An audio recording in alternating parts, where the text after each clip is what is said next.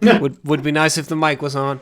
Last session, our group of adventurers were faced with the dilemma. While they were fighting a ghost, 3 members suddenly aged 30 to 40 years. While one of them was not too worried about this predicament, the others were definitely more troubled. Look in the bottom right of your screen. Suddenly, threats that they had already seen up ahead had been eliminated. And when they opened up a doorway, 3 hooded figures offered to revert the damage that had been done to them. However, in return, they would have to leave the keep and the artifact that they had been chasing behind.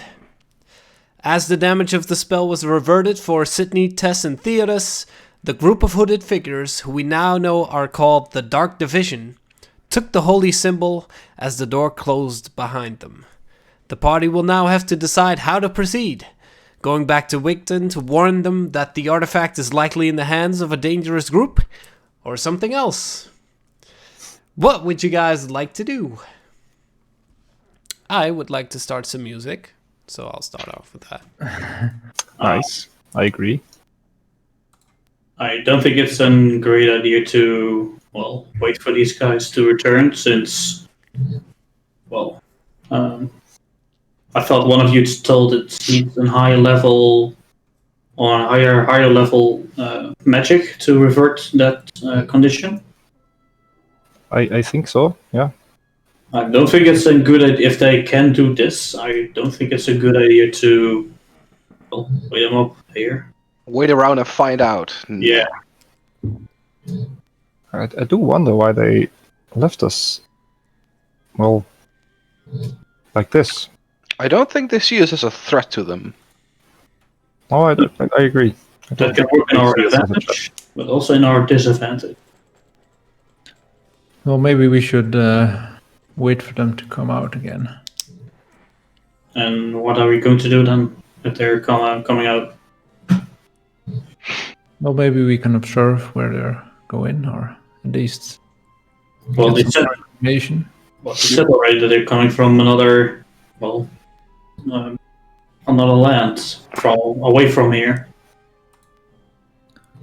Well, we don't need to wait here for an entire day, but maybe just a couple of hours. And where would you like to wait? Yeah. Just Well, here? I think here. I mean, they went through here. Yeah, but I mean, will they come out here as well, or? I don't know. Maybe there's another way around. And should we check the previous rooms if they cleared the big hall at least? Maybe we can find some The other. bridge as well. Well, we are talking about a dwarven settlement here, so maybe we can find some interesting stuff around here. Because Look at the ground. dwarves are known for their craftsmanship of armor and weapons. And hoarding treasures, so I'm in. Yes, well, I'm more curious about what they are doing and what they are up to, but Do you have any way they can follow them? And well, I don't think we can follow them because they closed the door behind them. Yeah, the door is shut at the moment. Yes, they took the holy symbol with them. So I don't think we can follow them. We have either to wait here, but we're not sure if there's another way out of there, or out of that place.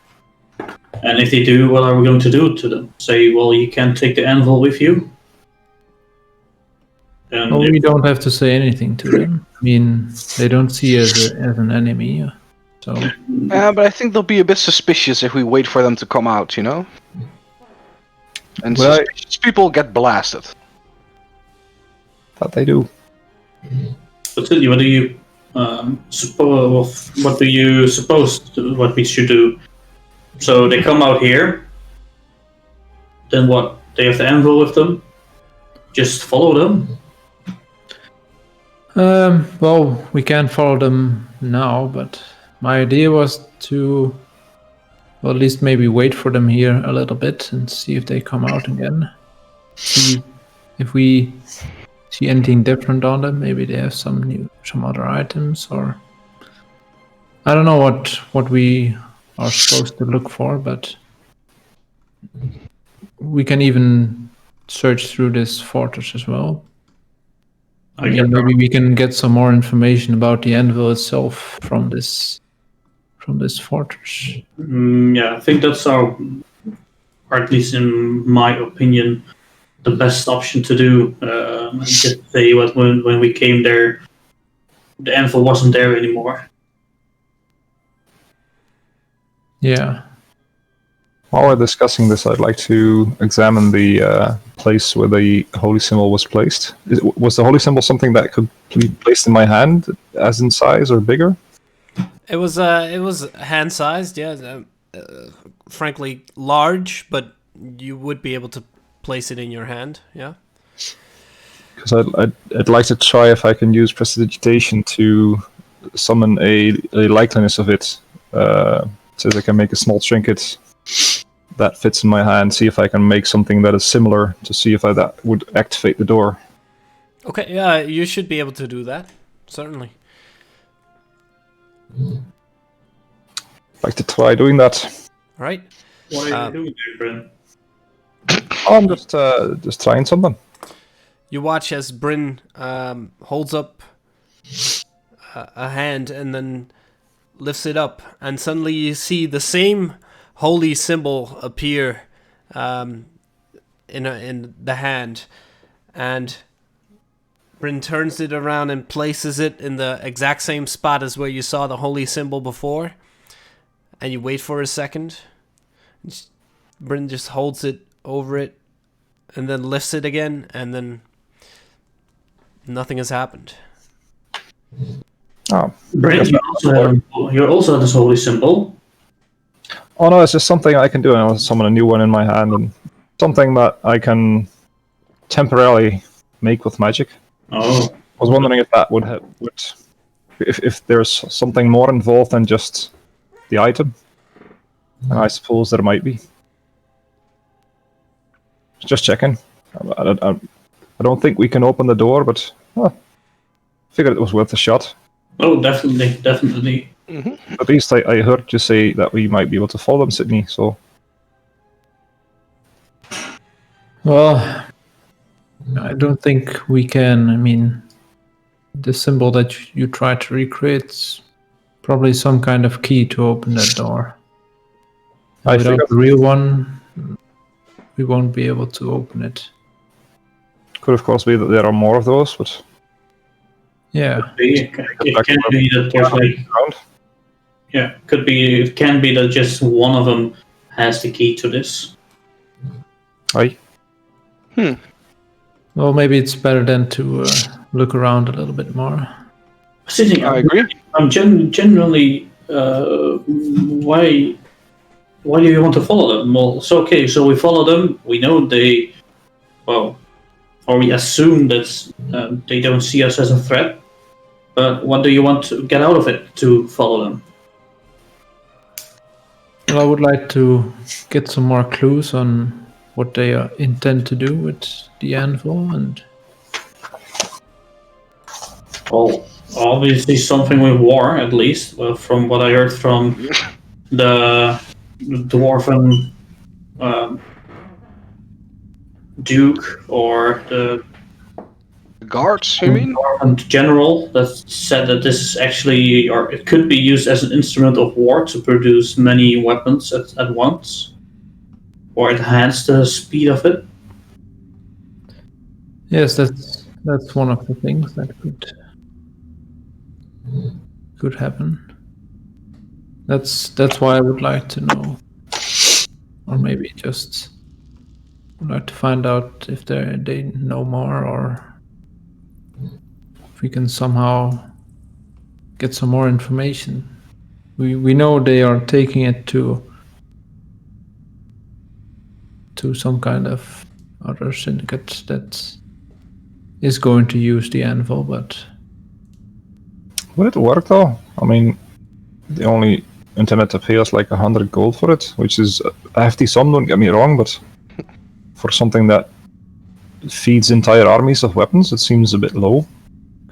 Now that you're saying it, yeah, you're right. Yes, but Indeed, it is. as they said, the anvil is only a key to something, and that something is probably something more powerful than just this anvil. If that's the key to something more powerful, then is this not a very important piece to,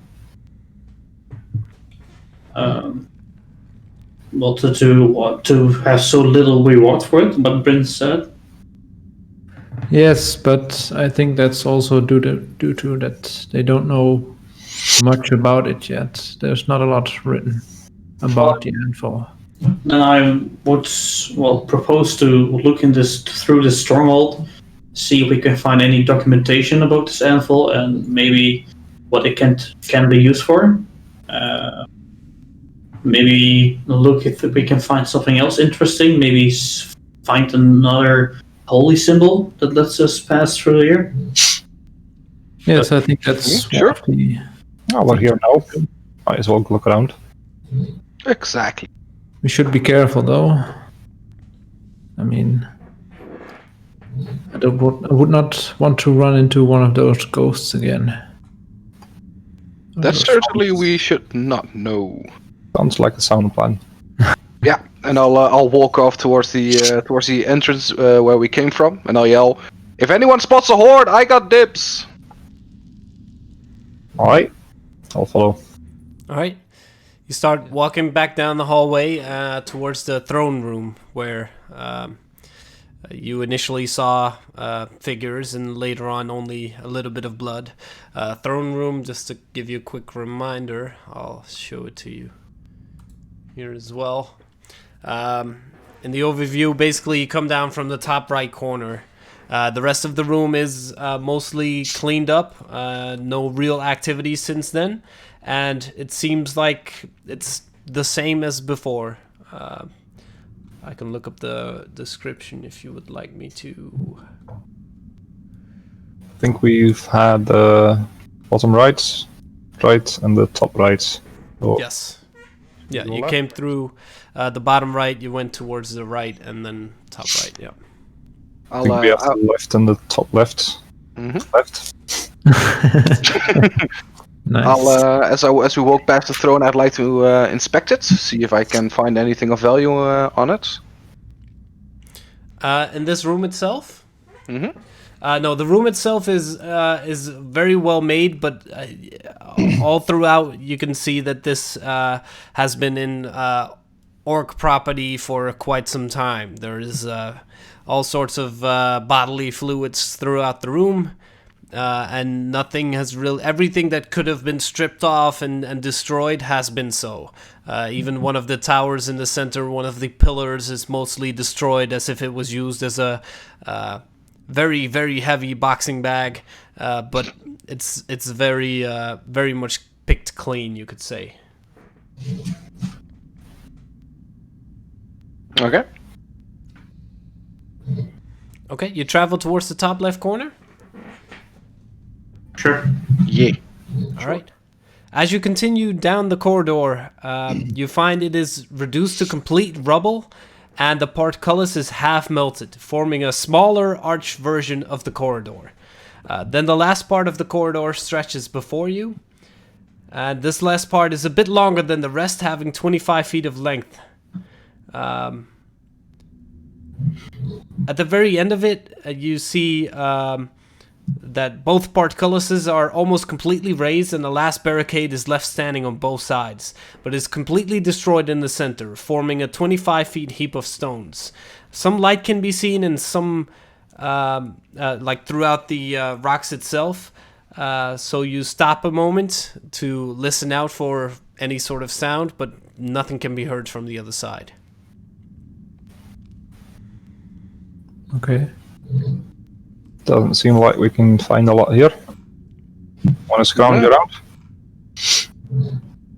Yes, let's try that. Mm-hmm. Which one? Something. Which way are you going? I thought we had like a few pathways that all ended up into rubble, or did I? Yeah, they ended up in rubble. That's why That's why I asked what you intend to do. Basically, Look a around dead end. if you can find anything. Amongst the rubble? Aye. Okay.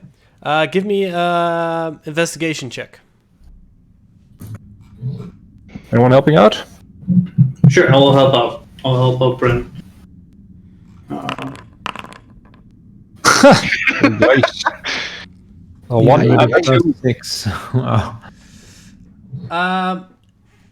Overall, throughout these passageways, it seems like they all end up in dead ends, and nothing that really gives you any sort of information. It's just a pile of rocks, lads. Unless. Oh, that's too bad. So, we have one way to go then. Yeah. Seems like it. On the left-hand side of the throne room? Aye. Yep. Okay. Let me get to that area for a second. Always. Always. Fine. All right. You come into a room on the left-hand side. There's a little bit of a hallway first. No portcullises on this end, though. But you eventually come into a room that has a large open area at the very end of it, like at the end of the hallway. It's an open area, and it's almost as if a sort of ramshackle hut was put in the center of it. It's a small hut made out of wood, and it is placed in the center of a room. It's a really odd sight in itself. The room in itself is clean, like the walls are just as cleaned up as the rest of the hallways that you've gone through so far. And then it's just like a big cube of space within the dead center of it, a hut. The door is closed. It's just smaller size than a regular hut, you could say, like a single floor in itself. Some windows next to the door in front of you. It's just a very simple hut. Well, that's peculiar. Quaint. Try to sneak up to that little hut. I'll join Theodus. All right. I'll just take a look around. Yeah, I'll join Sydney. Give me the perception check for the people who are just looking around. As Do I we have to roll myself? Whichever you prefer. I'll assist. Okay. I'll roll again.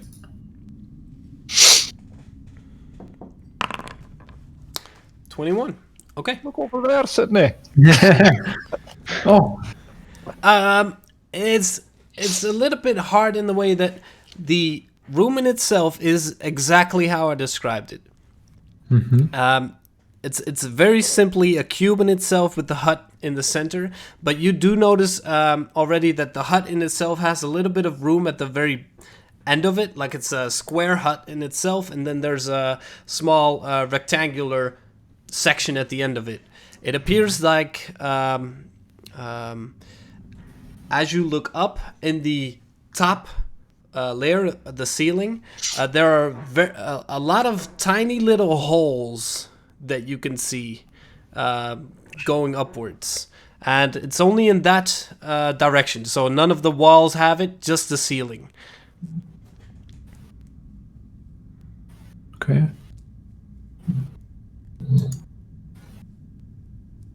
I'll just convey this information to Bryn. Oh, And then I'll just slowly walk behind Tess and Theodus. do the holes look man-made or? In a way, it's hard to say because you don't know how deep they go. It's just tiny little holes. They're made in such a way that it's not naturally formed or anything. You would expect it to be man-made in a way, or by whichever creature made, whichever race. We don't do racism here. So yes, it's not naturally formed. would I have any sort of clue as to what made these? Is it acidic or something pointy or? You would guess something pointy, but beyond that, you wouldn't know. It sort of depends how deep it goes. It doesn't seem acidic in nature. Okay. Okay, Theodis and Tess, you are the first to approach the hut in itself. And like I said, it's all wooden. Even the doorknob that you can see, wooden. Glass plating in the windows, of course, but it's very simple. Very, not... Just clarifying, you never know. Yeah. And that's what you see when you approach it. You view it from the front side. Nothing really spectacular about it. I'll try to take a look through the window. Do I hear any sounds coming from inside the hut? Perception check from the both of you. Separately in this case. Yeah. 12. 7. 12 and 7.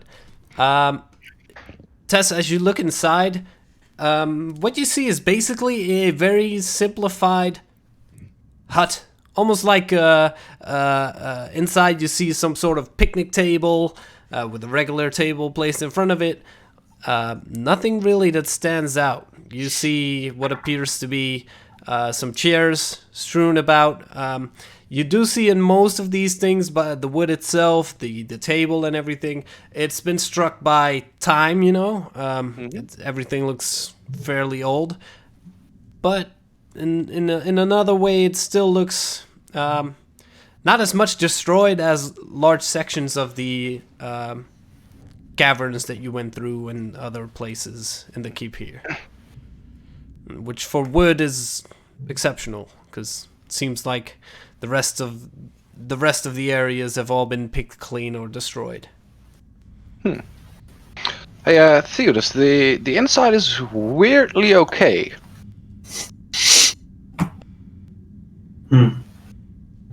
Should we knock? Theodis, for you, as an extra to that, you didn't hear any noises.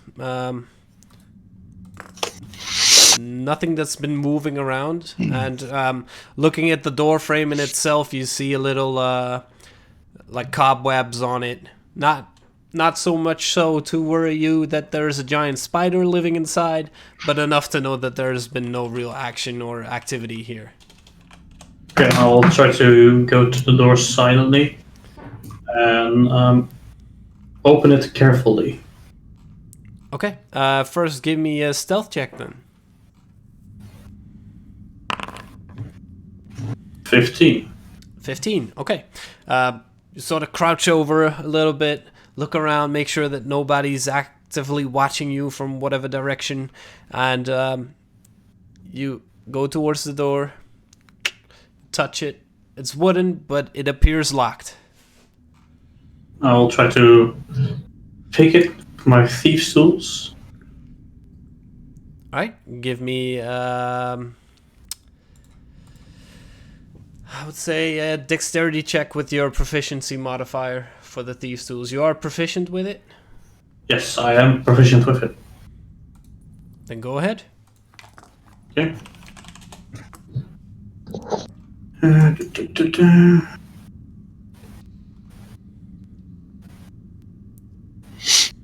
Dexterity. Probably just roll your stealth. Oh, if you have those. Cool. 16 total. 16, okay. It's actually there's no way from the outside for you to, rattle anything. But you're able to use the little bit of section of space that you have in between the door and the surrounding house, you could say, to wiggle some of your thieves' tools through and just get a handle on the lock itself and just switch it, and you just hear the satisfying click after a certain while. The door appears to be opened. I'll try to slowly open it. Also making sure it not to creak. Okay, you need to hold it up a little bit to stop it from creaking, but you fairly successfully, I'll take the stealth check in mind, open up the door without causing any further issues. Okay, and how does the inside look? I heard from Tess that it looks fairly untouched or fairly new in here. Yep, fairly untouched. Not a lot of interesting things to look at. Judging from what you saw, it's just a square room. There's no other entrances or exits. It's just a square room. This is the only entrance that you see, and all you see is the table, the picnic the picnic table in itself. There's like a couch next to it, some chairs strewn about. There's another smaller table, which is in the left-hand corner that you can see. There are some books there, and for the rest, it's overall very simple. Doesn't really strike you as much, that piques your interest, you could say. Okay. There's a rug in the center of it, which is also fairly bland. You could say I wouldn't have picked it out myself. It's gray and Good. About 3 books you say that's laying around. yes, there are 3 books that you can see. I'll pick those books up and see what their title is, or if there is even title. There's no title on the books. All of them have, as is the rule with everything in this chamber, apparently, it's very simple. It's just a blank cover. But as you look inside them, all of them are about smithing.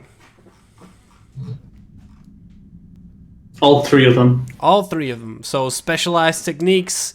All of them seem pretty advanced. Nothing for beginners.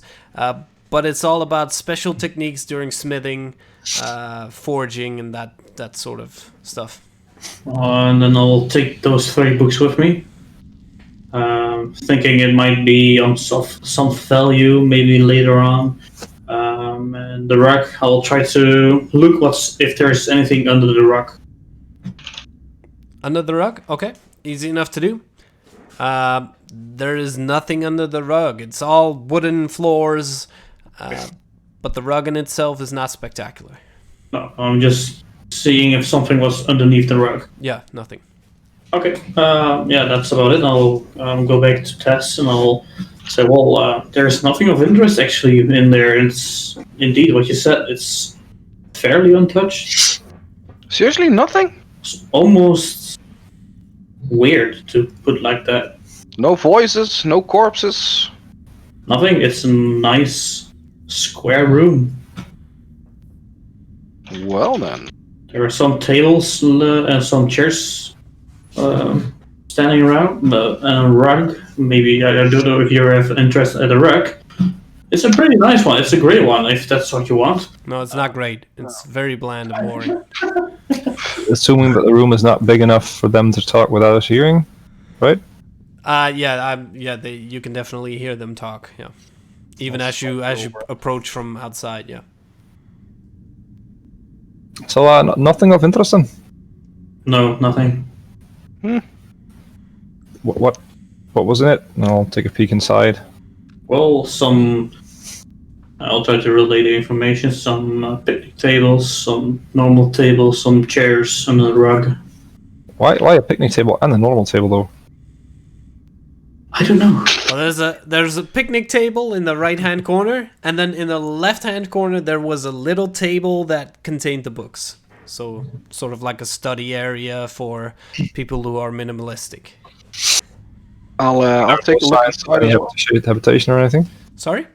No signs of any habitation? None at all.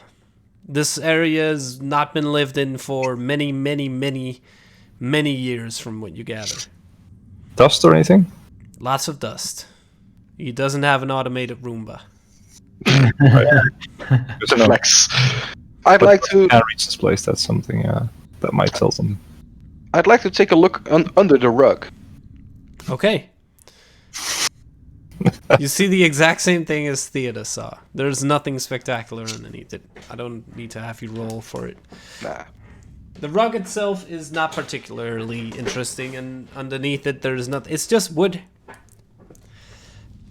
I'll try to see. I'll knock on the wood. Ooh. Okay.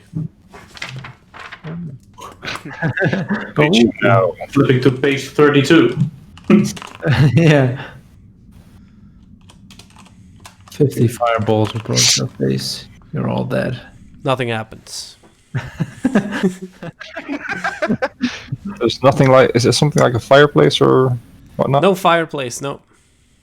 When standing outside, I will try to take a good look of the surrounding.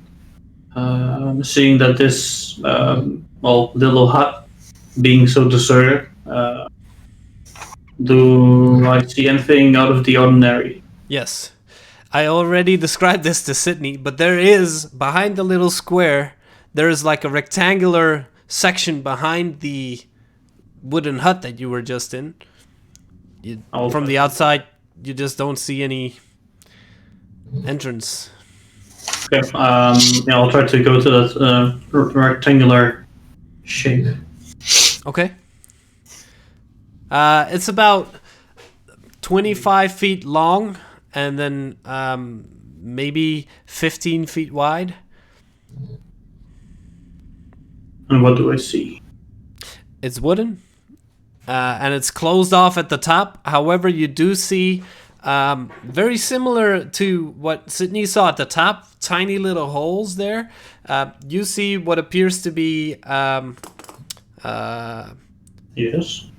a pipe, a singular pipe going upwards, which has all of those holes up there as well. So that you have a pipe going up, and then at the very top of it, it has tiny little holes. That's on top of the building.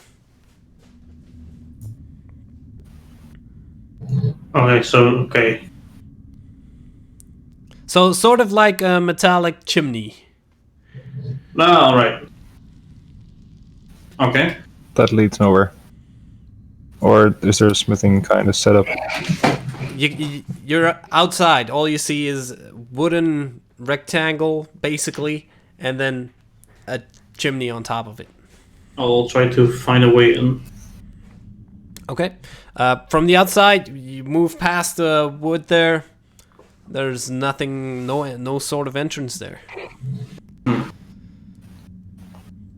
Why is there this wooden house here in the middle of this fortress? That's a great question. Are there some crevices in the wood that we can peek through? Wait, I'll quickly draw it out for you guys so you have an idea. He's getting tired of it.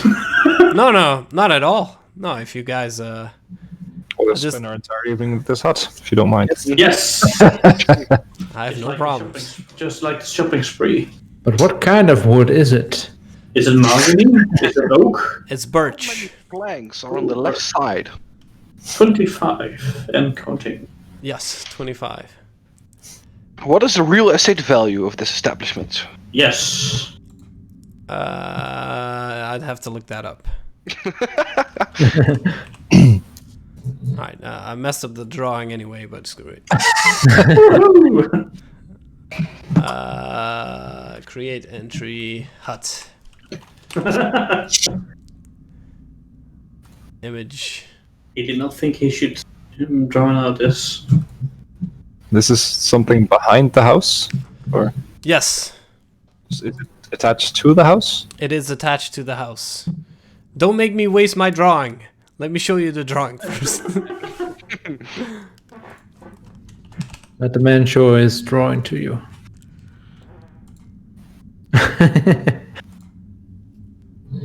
Wait. Wait for it. Attention is Where is it? terrible. Alright, so that's how it looks. Except the hut is actually a square, which I sort of messed up, but you get the feeling. So you were walking outside the rectangle at the back. There was no entry there, and there was only the open door at the beginning. This is an artist's rendition, as I've learned from one of the greats. If you place eyes next to the chimney, it'll be a duck. Are there some some crevices in between the wood, or are they like nicely lined up next to each other? They are. They appear to be fairly nicely. Okay, then my job here is done. I'll go back to the door and make my way to the wall. I think the rectangular shape is. Okay. Easy enough to do. You walk over there. You're facing what appears to be a wooden wall. They are all vertical. Does one stand out? Give me an investigation check. What do you guys this wooden house could be? 18. I don't know. Who built 18? outside of a keep? None of them really stand out to you as you look up and down the first few times, but you move over and you sort of hold your hand against it, and suddenly you can sort of click, and the door, you push it, and the door just sort of clicks and then opens towards you. It sort of pushes it back so it stops, but there is an opening there. Okay. Yeah, I'll go into the opening. What do I see? Okay. You pull the door open and you step inside. And as your foot steps inside, you look at this area and you see smithing tools. You see a table that has gems on it. You see a beautifully crafted shield. And you see a forge there as well. However, the moment you step inside, you hear pretty much the same click that you heard when the door opened, but you hear it underneath your foot. Just click. I will. Wait 1 second. Something very important I needed to add.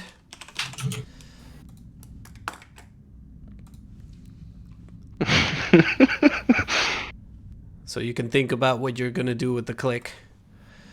There's an anvil above you. That's some Looney Tunes shit. I think this is what Yes. the duck. Okay, back to the regularly scheduled program. As you hear the click, is everybody inside of the house? Well, I'm not sure where I am at the moment. I You were the door so somewhere, I think. But Sorry, I think Bryn and I were. Bryn. I was inside near the door, near the actual front door. If they Okay. are inside, then I'm inside as well. What's everybody's passive perception? 10. 10. 15. I'm dense as a brick. 15 as well. 15. I would say, Thea, since you're a room further, Sydney, you stand a little bit closer in the original room, towards the door, and what you hear is And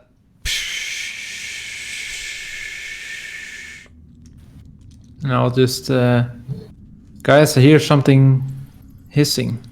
Hissing. Yeah, I'm not sure what it is, but Snakes? it appears to be coming from above. no, I'll look above. Well, you're inside the hut still, so you see the roof of the hut. Nothing there. Raise the roof. It's coming from the roof, it seems. Is the roof on fire? I'm not sure. Should we check? Let the motherfucker burn.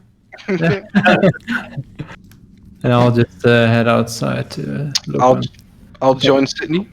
Okay, Theodis, as you lift your leg back up, it just seems like one of the planks made that click. You, at this moment, have no idea what's going on, except that you hear Sydney speaking. What do you do? I'll go further and I'll looking at the gems, fascinated by it.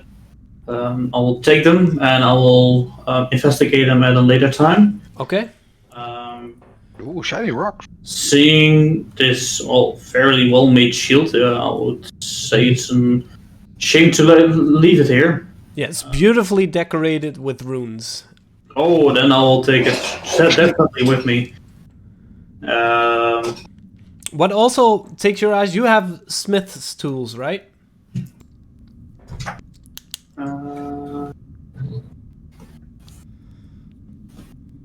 I don't think I have. Okay. No, I don't have swift tools. All right. What you see is,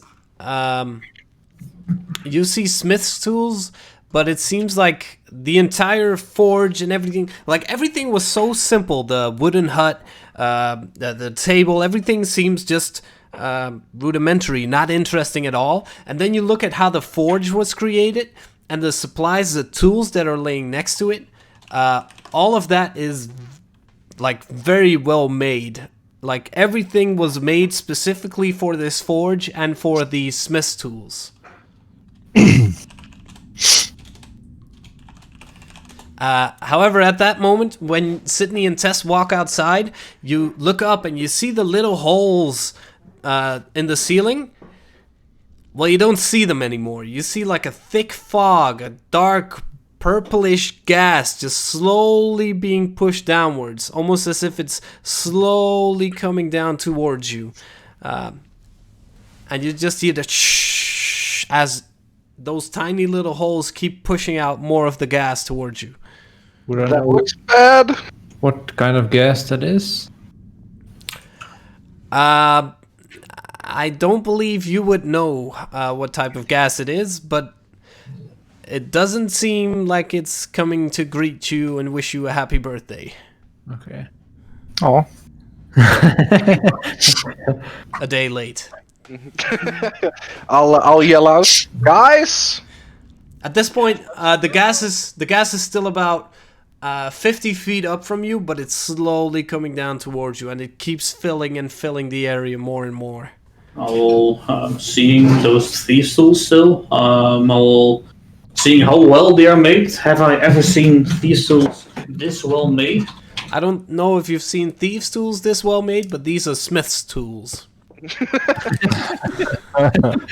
But they are made of premium quality steel, reinforced with a small amount of, you recognize this as adamantine, making them. Okay. Oh hell no! Then I'm taking definitely. I will grab the smithing tools with me, and I'll scurry around if I can find anything else of interest. Okay, give me an investigation check. Sydney, the gas has since come down to about 30 feet up from you. Guys, I think we have to leave this place. what's up then? Sorry? What's up? Why should we leave? Don't you see the gas? And I'll point up towards the... Holy lumnuts! And I'll run out and see if... Is it just in the room? Is it not... Does the hallway seem safe? At this point, the hallway seems safe, yes. I'll yell and say, Theodos! There's some gas coming out! Quickly! Gas! Oh! I want to step outside! It's And I'll bad. start out the door. Rolled in 21. 21. I'd say just doing that, you gather that there's nothing much more in this room that you'd be able to pull out at this moment. The forge seems mightily interesting, but it's there's no way for you to take that out. And that's about it from this room. Okay, then I'll leave it and I'll head outside, see what all the ruckus about with this sort of gas that people are talking about now. Yes, well, the gas is about 15 feet up now, and Oh shit! as you look up, 15 feet up is the very thick fog, but you already start, as you breathe, you sort of feel like it's getting harder to, like thick smoke is coming into your lungs and starting to burn the insides. I'll bolt for the hallway that we came from. Yes, same. Also, Already bolting.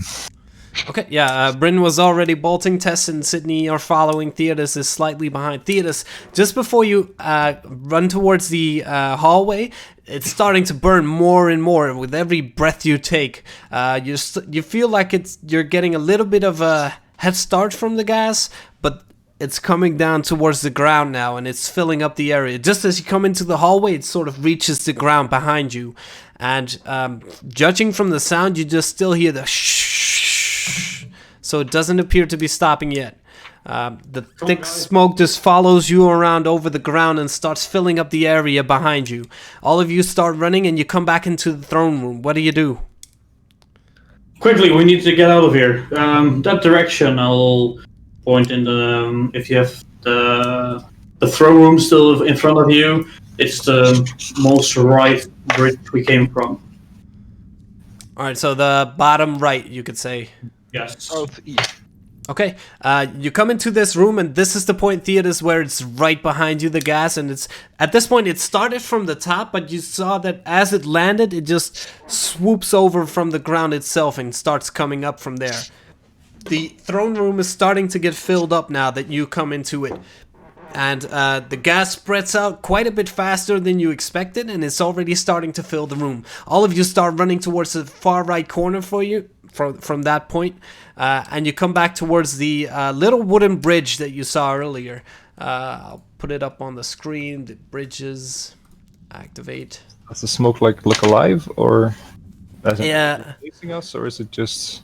No, it seems like it's just being pushed into the rooms here, so it does not seem like actively chasing you. No. You come into this area though, and now as you come towards the bridge, you see that the center bridge in here, these were openings as well. These guys are all Dead. no longer here. Gone. With the wind. And you notice that the openings there, they are pushing gas through now as well, and it seems like almost the gas is catching up to you because of that, because you crossed on the other side, and it's just starting to fill up this room already. All of you make a Constitution saving throw. Oh god. Can't. Ooh, 16. 16, 6, 14. 14. Ooh. An 8. Okay, both Sydney and Bryn take 5 poison damage Ouch. as you start running back down from this area. What do? Do you keep running towards the exit? Yeah. Yes. Is the void? Is that a void, or is it water? The void here is just a very deep, dark pit. There's not necessarily a void, but a dark pit. While running, I will take a small healing potion out and Chug it. Chug it. Chug, chug, chug, chug. All right. Do I, seeing how the smoke runs, do I think I could outrun it? Give me an intelligence check while you're running. The gas is now filling up the room. You feel the heavy... It's almost like you're breathing in a very heavy air, but it's also burning. You think that if you keep running this way, if you know the way out, you should be able to outrun it still, yes. Okay. However, you come into the little funnel that we spoke about last week. As you come out of this area, you reach the funnel and you start running out. And at that point, you sort of notice that as soon as it spreads out a little more, you see that at this point the gas is starting to have more, trouble following you. It's not necessarily attempting to, but it's dissipating a little bit behind you because it's filling up all the areas behind you. And you manage to outrun the gas in itself. You come into the large open area of the keep outside. First you run through the portcullises, but you make it your way outside. And you see that where you first saw the inner towers and the outer towers, the one that you guys climbed up is now completely destroyed.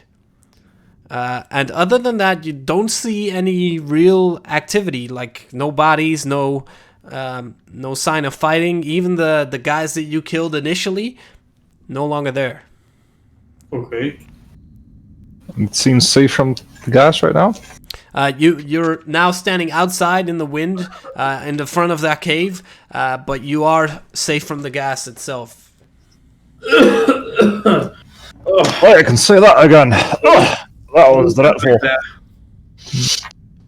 What happened to the tower? I don't know. Didn't you brought it down? Well, the wards on top and not the tower. And what happened to the bodies? Yeah, we The guys eat them or something? I'm not Strange. sure.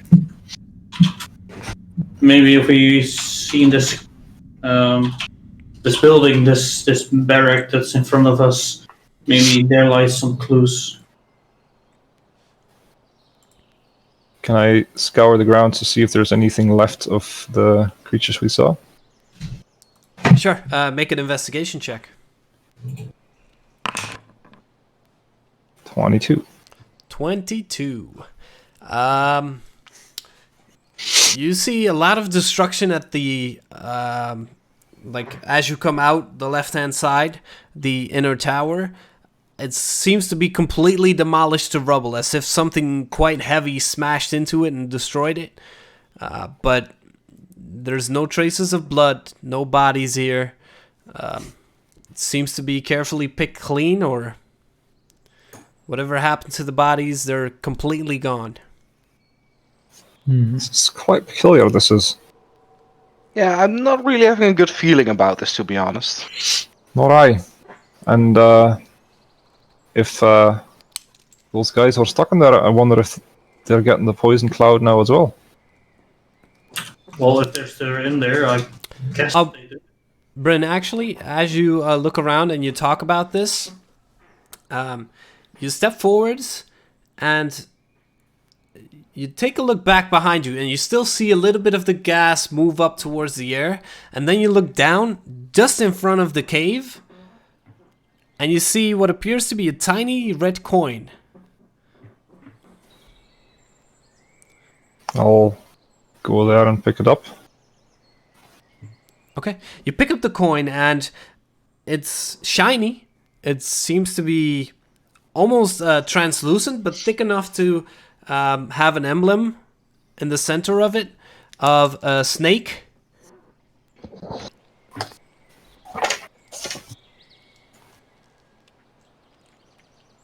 That seems to coil up in the beginning and then reach up towards the center. Is it perhaps a salt snake?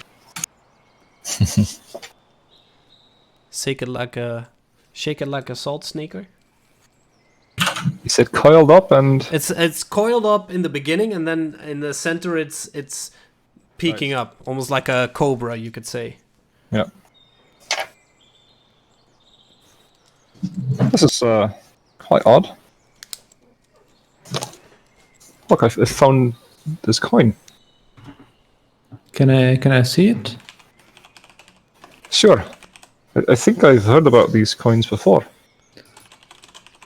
You do? Aye.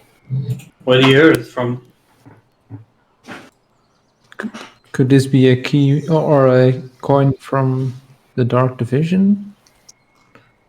I'm not sure, but I have heard that someone has been collecting corpses around some places, and You do? they were always paid by red gold. Red gold. And So I wonder if there's something that happened here, but I'm not sure why there's this coin here. can I replicate, or can I get some ink and some parchment from my calligraphy kit and or from my calligraphy tools or something, and create a copy of it from my calligraphy supply? Just to put some ink on the side and then just press it on a paper. So I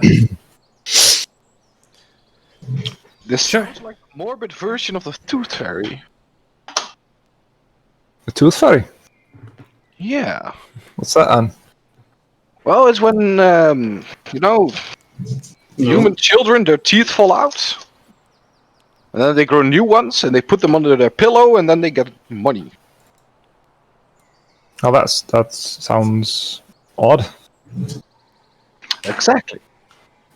I'll try to see and walk towards this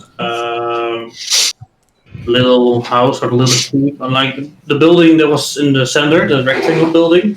Yeah. That's still standing, right? That's still standing. Although you do see at the from the side that you're at, it's basically like somebody shot a giant cannonball through the wall and up through the roof. So in that area, there's a a large opening which wasn't there before. Okay. Yeah, I'll try to see what I can find in the building.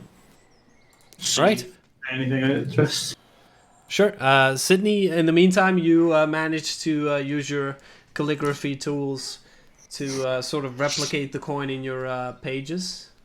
Yeah, and just add the text that Brent told me about, something about the, yeah. I'll actually sit down cross-legged, take out my book, open it, and start actually casting Identify on the coin, see if I can discern anything about that. All right, sure. I'll see if I can find any more of those coins on the ground nearby. Scour the grounds. Scour the ground. Go ahead, give me an investigation. Theodos, you walk into the large building in the center. Yes. Let me just get the right notes here. Oh, there they are. Okay. As you step into the building, you see that this was probably a sort of tavern, indicated by the remnant of the bar still half standing. Although the orcs have definitely made a complete mess of it. Seats and tables are broken and on the ground, and it seems like the Dark Division have made short work of the inhabitants here as well. Strangely, you see robes on the floor, but no bodies. Okay. I'll try to investigate the ropes. Okay. Give me an investigation check. I had a 19 on mine. 19? 19. Investigating the area, after a certain while, you actually even dip under the gas that you can still see in the hallway a little bit, but there are no other coins. This is just a singular one here. The coin in itself is pretty much as I described it, but it's pale red, almost blood red, you could say. They are very similar to gold coins, but they are blood red. And there was a snake on it and something else? No, just a coiled up snake. Okay. I've rolled a 21 on my investigation. 21 on your investigation, okay. You step through the room a little bit, and you go through the clothing, what you see on the ground, the cloth, and you step around, and it seems almost as if you're unable to find anything. Nothing that really interests you. And you come towards the last piece of rag, and it's bigger, it's bundled up. Actually, it's moving. And you turn it around, and you look at the item, and the item looks back at you. It was not an item after all, but a baby orc wrapped in various rags. It is not alarmed to see you, but you sense confusion and curiosity innate in all newborn beings. It starts to make gurgling noises and to move its arms towards you.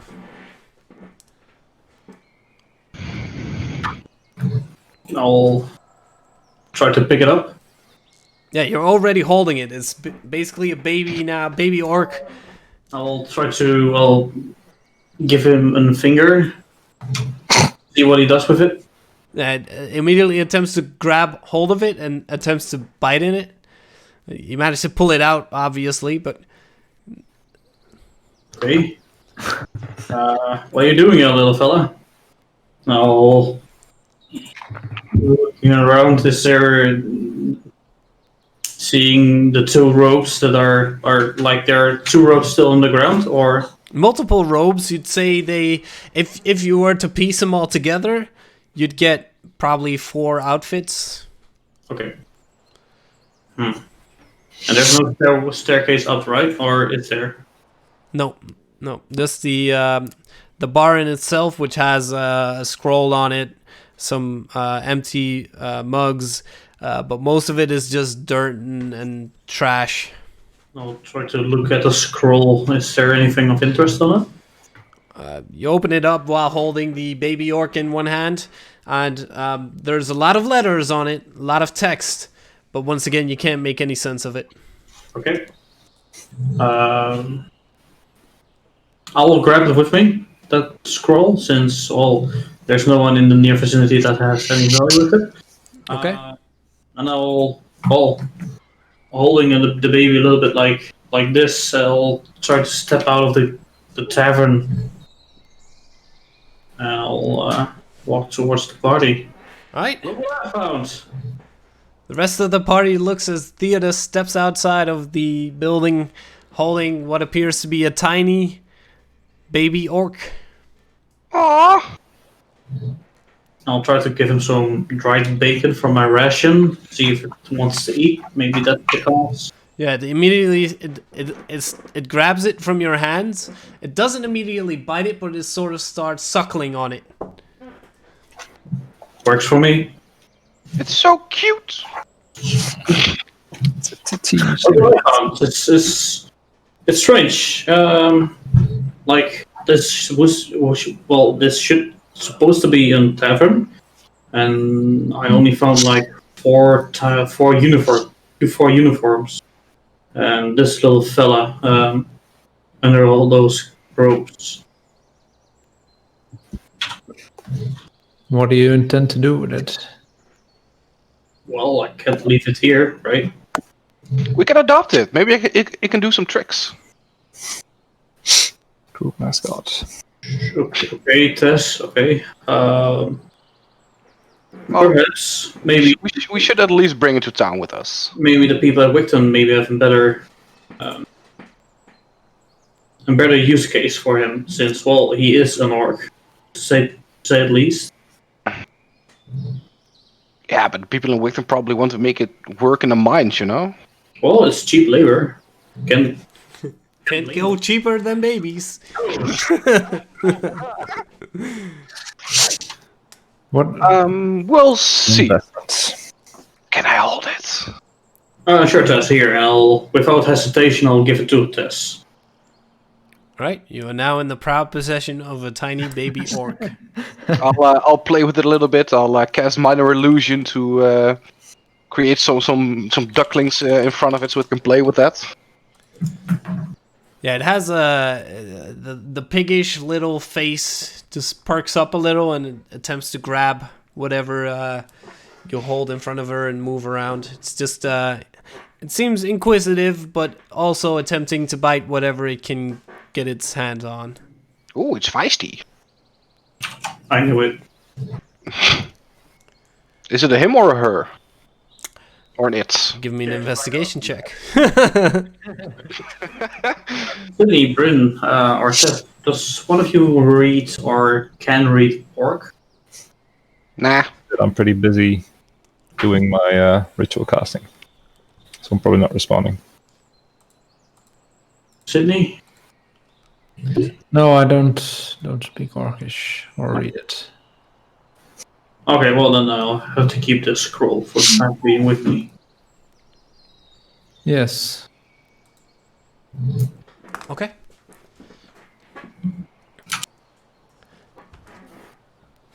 I would say after a little while, Bryn, you have attempted to identify the coin.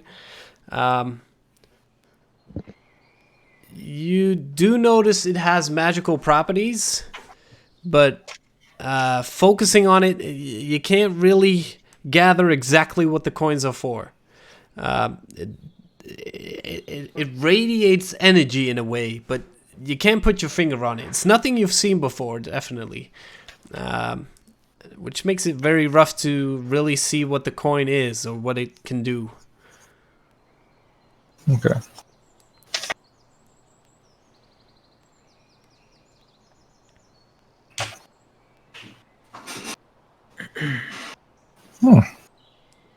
I'll come out of my meditation-like state.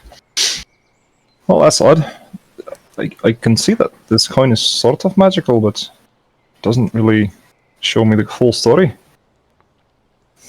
So you don't know in what way it's magical?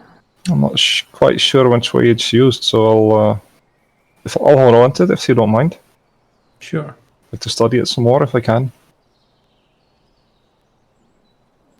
Did you find anything over here? I'm sorry, I was zoned out for a bit. And I'll point at Tess. Look, they found a. Oh, what's that? What was that there? We found a baby orc. Is a What little about- baby orc. He's so cute. Right. Cute. So, what are you doing with that? Well, just wanted to keep it as a mascot. Yeah, Right. sure, that works for me. I think we should maybe bring it to some orphanage or something where they. That sounds wise. I don't think we. Well, do you guys know an orphanage? I don't. Oh, Don't I'll think look around. specifically for orcs. You're looking around for orcs? No, I'm just looking around in general. Okay, give me just a random perception check. Okay. 5? Right there. 5. You seem a little preoccupied with the baby orc, and every time you look around, it just waves the hands a little. Nothing really stands out at the moment. I'll just keep playing with the little guy. Okay. What would the rest of you like to do? I'll ask Bryn, can you read or write orc? Since you can type.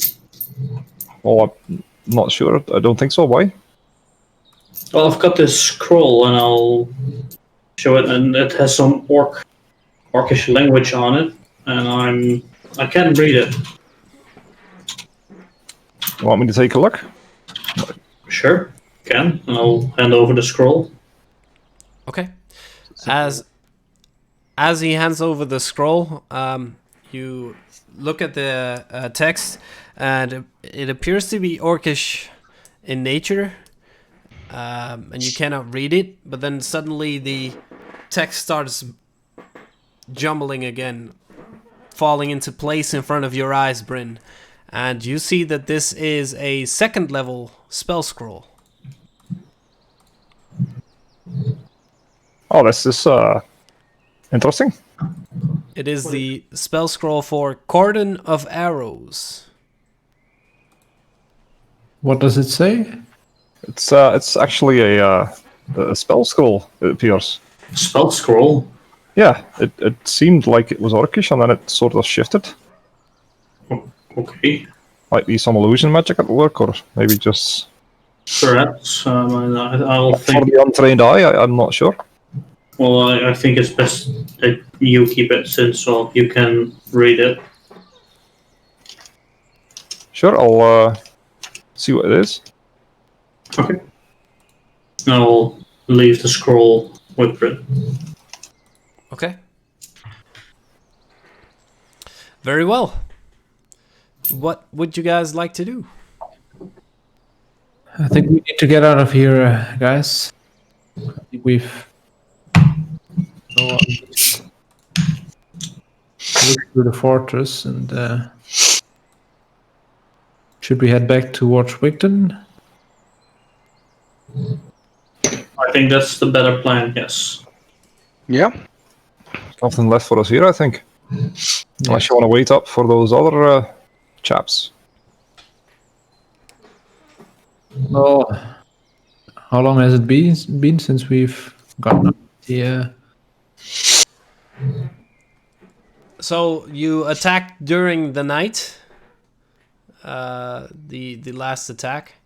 Then you went into the keep itself. At the moment, it is very much the beginnings of light. You know, there's just sun at the horizon, but it's just barely coming up at the moment. Okay. Well, and I'll look back towards the entrance. Is there still the smoke there? You can still see a little bit of the smoke, but the wind that has slowly picked up a little bit is making it so that as soon as it reaches the exit, it's gone. So deeper into the tunnel, you can still see it, but it's not so present at the exit. Okay. Well, I don't think they will come from this entrance if they. Sure hope they won't. It felt Well, quite bad inhaling that. yes, that's why I think they might find some other way, or they maybe have some magics that could remove this cloud or something. Not entirely sure, but I think we should just leave this place for now. Yeah. Sounds like a plan then. So we're heading back to Whiten. Yes. And let's tell them the story. Yeah. Sounds like a plan to me. Yeah. Let's head back to the cart. Okay. Good. With that, we're gonna take a short break where I can get a drink. So we're gonna be right back with you guys, and hope to see you then.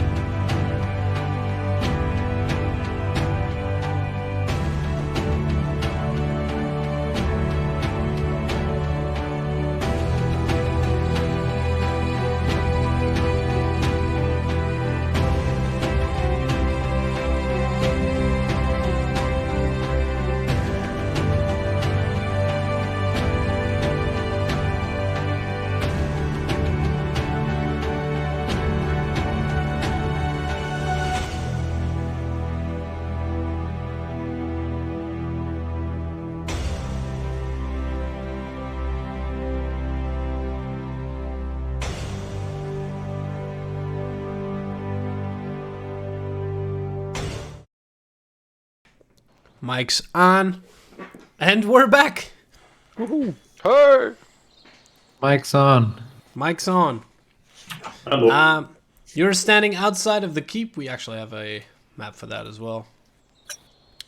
All these But will we bring the maps. ghost again? Activate. Except this thing is broken. So, is there anything I can draw? Yes, I can. Artist rendition. No. No. It's dark anyway. Is it? Yep. First light was shown. Can't jump inside. I will. It should be globally illuminated. Whatever. So you're standing inside the keep. You now have a baby orc, and you're moving away from the keep now. Was that correct? You were moving towards the oxen. Were they? Oh, Horses. horses. Just horses. Horses. Okay, so you make your way outside of the gates. And strangely, what you do notice is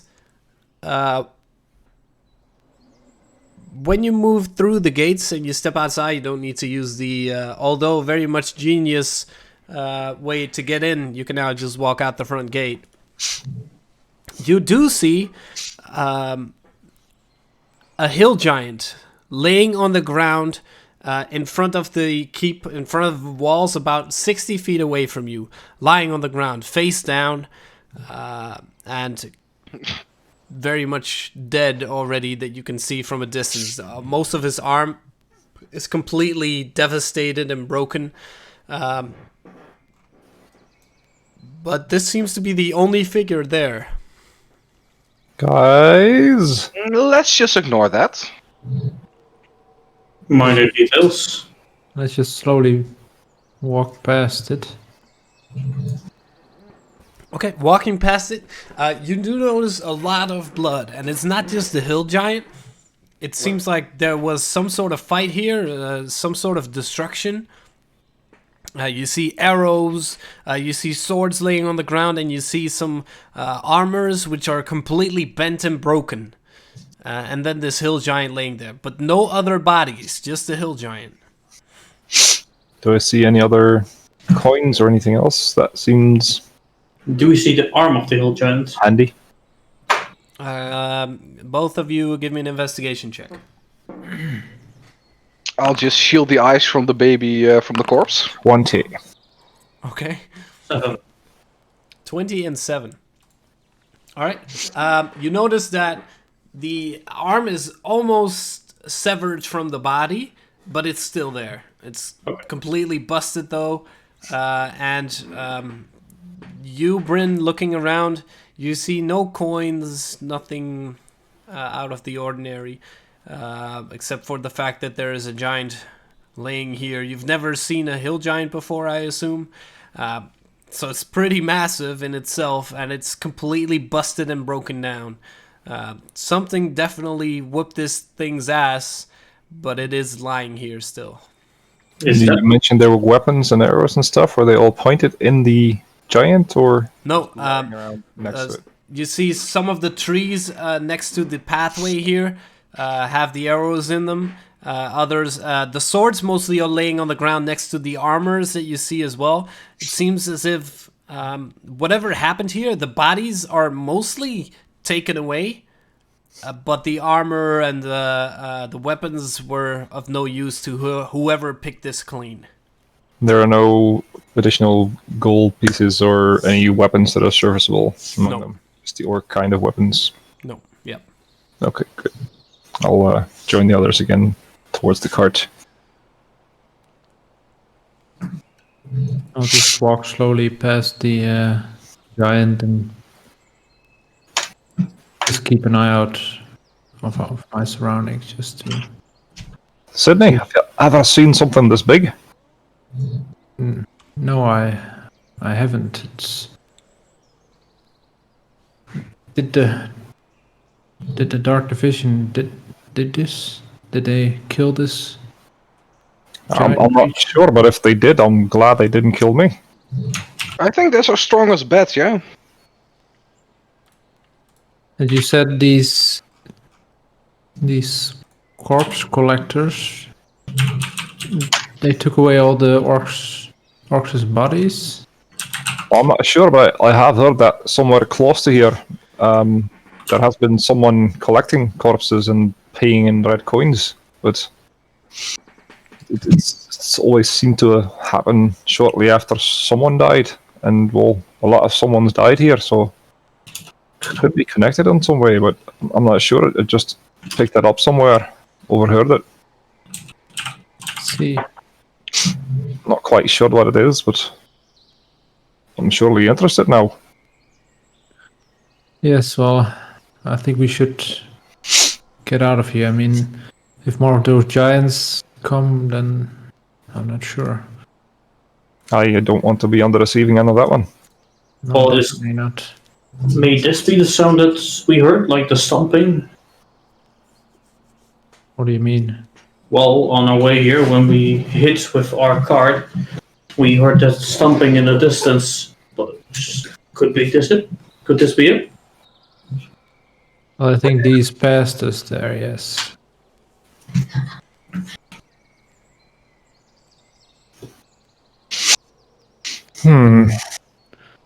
There are a lot of things that have happened today.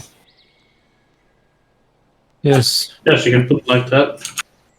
I think we need some more information about all of this. Right. It's a little too much for us to handle. Yeah. And while looking, I'll just pass the giant and follow the rest out of the fortress towards or at least where we left the horses. It's still there. Okay. Taken as well. The horses are easy enough to find. They're still in the same place. You left them, and they do not appear to be injured or harmed. Okay. You manage to saddle them up back to the cart in itself and get it back on the road towards Wigton. Anything you would like to discuss during the travel? As it is, once again, several days in order to get to Wigton. And I think Bryn and I are in the back of the cart. I reckon so. I think Theodos was the natural at taming the horses, the animal handling. the Seems horse like- man. Want to give us another roll, Theodos, and see if they still recognize you? We can sure try. You never know.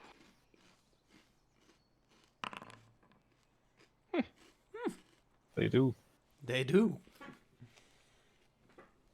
It's a pity though. Nah, it's all good.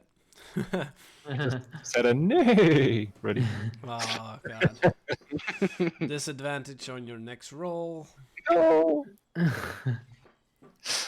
Anti-inspiration. You're back on the road, and as the day progresses, you start thinking about the situation you're in and the things you've encountered so far already. But you notice around you that the further you move away from the mountain, it's starting to get colder. Not necessarily much colder than before, but it's definitely noticeable. And there are dark clouds in the distance in front of you. So you feel like you're going into an area where it might be raining not too long from here. Okay. Is it maybe better to set up camp now? Because of the rain? Or the dark clouds coming towards us? I think we should find a place where we can stay dry, especially for the baby. Well, as far as I know, we did not come across any buildings or anything like that, so where we can seek shelter. Yeah.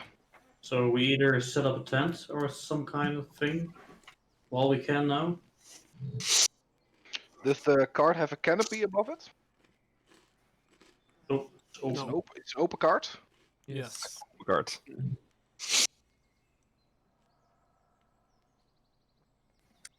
While traveling, by the way, maybe not this part, but in the next parts, I'll probably be experimenting with some magic and the things that I found. All right. Certainly. So you're saying we need to stop now?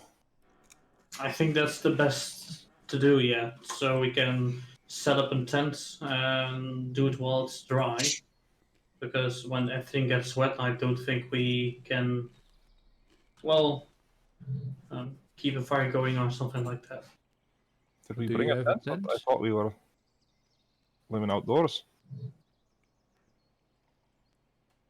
I hope you're not looking for me to answer that, but I don't think you have a tent. I I don't was think we mostly do looking at Theodis for this one. Why me? Uh, No, I don't have it with me. But maybe we Oh. can make a makeshift tent.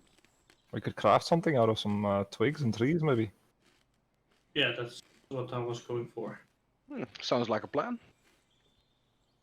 While we can still do it and in relatively well dry conditions. Do you go deep into the forest or do you stick towards the road? I can stick a little bit to the road, but a little bit off the road, like not like directly next to the road, like maybe 10, 50 meters from the road. Okay.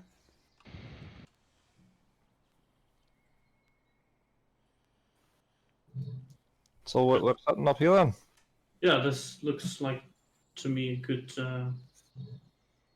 place to set up camp. I can see if I can find some wood, or did you wanna? Did someone bring an axe or something that we can cut something down? I don't have any of it, any of the ladder stuff. Me neither. I'll see what I can gather. And anyone care to join me? Yes, I will join you. Good. And I'll I'll make go out trying to find some wood or branches to make into a makeshift shed or lean-to or something. Okay. Give me a nature check while you look around for anything that you can use. 13. 13. All right. I'd say. Because I'm assisting you. Oh, ooh, Then I shall roll again. natural 20. 13. 13. Advantage well. Changed. Well, if this was a regular roll, you'd find something, but since I gave you Advantage. advantage, it's not enough. No, you take a little while to go throughout the forests. Most of the leaves that you see here are fairly small. It's nothing tropical looking, larger leaves and everything. But after a certain while, you manage to collect enough leaves and make sort of a bedding over branches that you've connected together. And it takes quite a bit longer than you'd expected, but you should be able to get everything sorted before the rain actually comes through, which provides some. Together, you're able to provide for some extra bedding and a little bit of a roof over your heads. Cool. No, while we're looking for twigs and stuff, I'll ask Bryn. So, what do you think of our two traveling companions? Oh, they seem friendly enough. I mean, the thing tested was a bit. Well, I'm not sure I should be drinking like that, but I mean, other than that, she seems nice enough, and she seems happy with the baby. I guess I don't know. And Theo, he seems nice. He really helped me out, so I think they're okay people. Really. How about you? Well, not sure yet. I mean, this seems to be a honest girl, not the most smart person I met, but he seems a little deceptive, but all in all, she seems to be a good person. Hi. Not too sure about Theodis yet. Why is that? He's very, what do you say? It's, I don't know. I'm just a bit skeptical about him. Did he do something wrong, or? Oh, maybe he's just he's maybe a little bit cold. He doesn't. I mean, when we turned 40 years older, he wasn't very helpful. I can see why you say that, but I mean, I imagine that it's just different for him. I mean, you look really different when you age like that, but he didn't seem to change much. Yes, that's why I'm not sure yet. He can be very helpful. I've seen him. Or maybe you just didn't notice or something. But then again, I mean, you do have a way of knowing people, so I guess you have to go with your gut on that. I think that's true. But they seem helpful enough. I mean, they haven't done me ill yet, so Yeah, that's true. Well, maybe I'm just overthinking it a little bit, but or you are good at thinking, so might be something that happens. yes, I guess it's. I mean, it doesn't Well, hurt to have fun every now and then, and you're always so serious, man. yes, that's true. I'm not sure. I was not that serious when I was younger, but that didn't really that caused a lot of problems for me as well. Problems, you say? You haven't told me about that. What happened? Well, I was a bit of a tomboy. I was messing around a lot, not really listening to people, and I've ever since I joined the order, or the monastery, they've seen they've given me a place where I can be and given me some purpose. I see. And you didn't have purpose before then? Well, I didn't really get any value out of the things I did when I was younger. And you do now? Well, I'm not sure if I do just yet, but I am more perceptive to those things at the moment. And they teach me how to know my surroundings and get a better sense of myself. Are Not you entirely surely on sure. that? Yes, well, I don't know. But still, though, I mean, you can do that and still have a little fun, right? Don't have to be all serious all the time. Yeah, I got pretty messed up by that drinking thing that I did with Tess, but I mean, I had some fun as well, I guess. I mean, yeah. what got hurt a lot. Maybe I'm focusing too much on the bad things that might happen from those. From doing, yeah. Oh, I do value that you're looking out for us, though. I mean, I do appreciate that you're doing that. I'm not the best at doing that, so thanks for Well, having me back on that. thank you, Bren. I try to be a little bit more dependable as well. Oh, you certainly are that. I Thank you. really appreciate all you've done for me so far, and I hope I do some of the same for you. Well, you do, yeah. You help me get out of some. You pull me out of these. Yeah, I don't know. Just like you did just now. I appreciate it. Glad to be of service. I'll just well, let's get back to the others. Aye, that's a good plan. I think we've got about enough here. Yes, Can you take that in? sure. All right, you make your way back towards the camp with enough supplies and branches to protect yourself against the elements. Tess and Theodos, what have you been doing in the meantime? In the meantime, I've attended to the horses and strapped them to one of the trees, making them ready for the long stay we will be here. Okay. Easy enough to do. There's enough hay still on the cart itself to not trouble you too much. And they should still be in decent shape, the horses. So no real problems there. They respond well to you, especially after traveling for multiple days before. So they respond fairly well to you.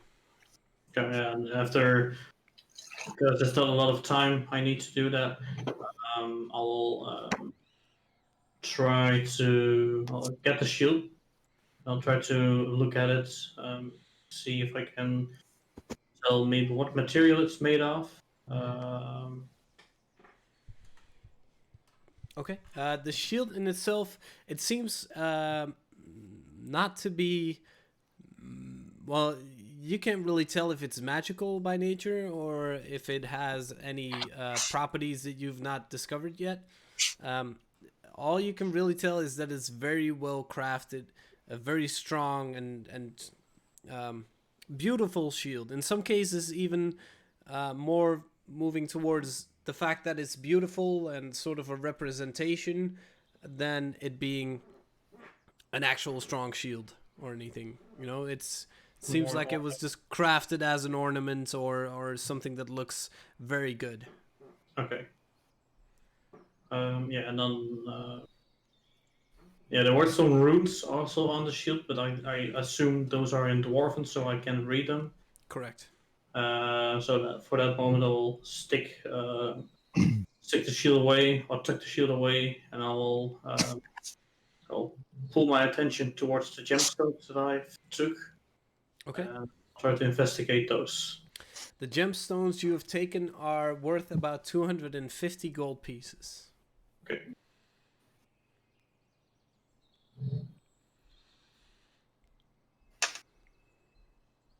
And what kind of gemstones are the particular ones? This is that's the culmination of it. So you see all sorts of different gems, but you reckon that based on the contents of the sack with the gemstones, all of them together are worth about 250 gold pieces. So all sorts of different gemstones. And it would be a bag of gemstones, or Yeah, it's a tiny little sack. Yep.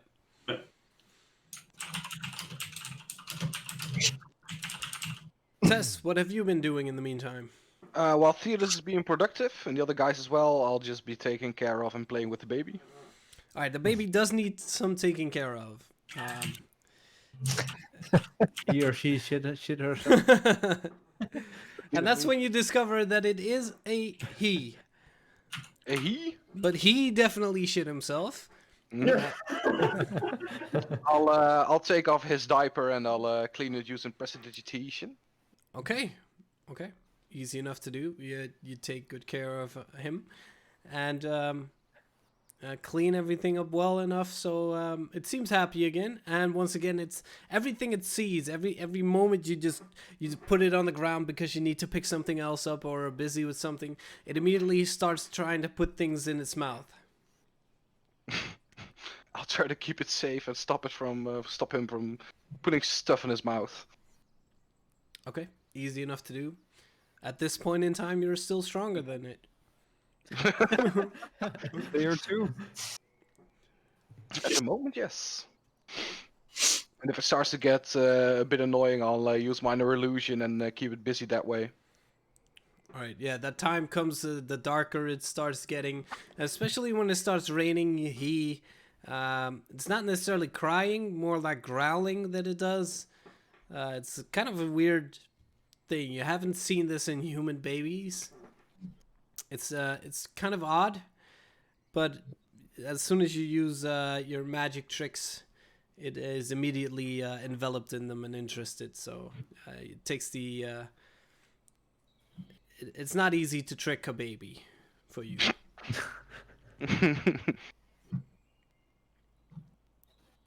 Okay.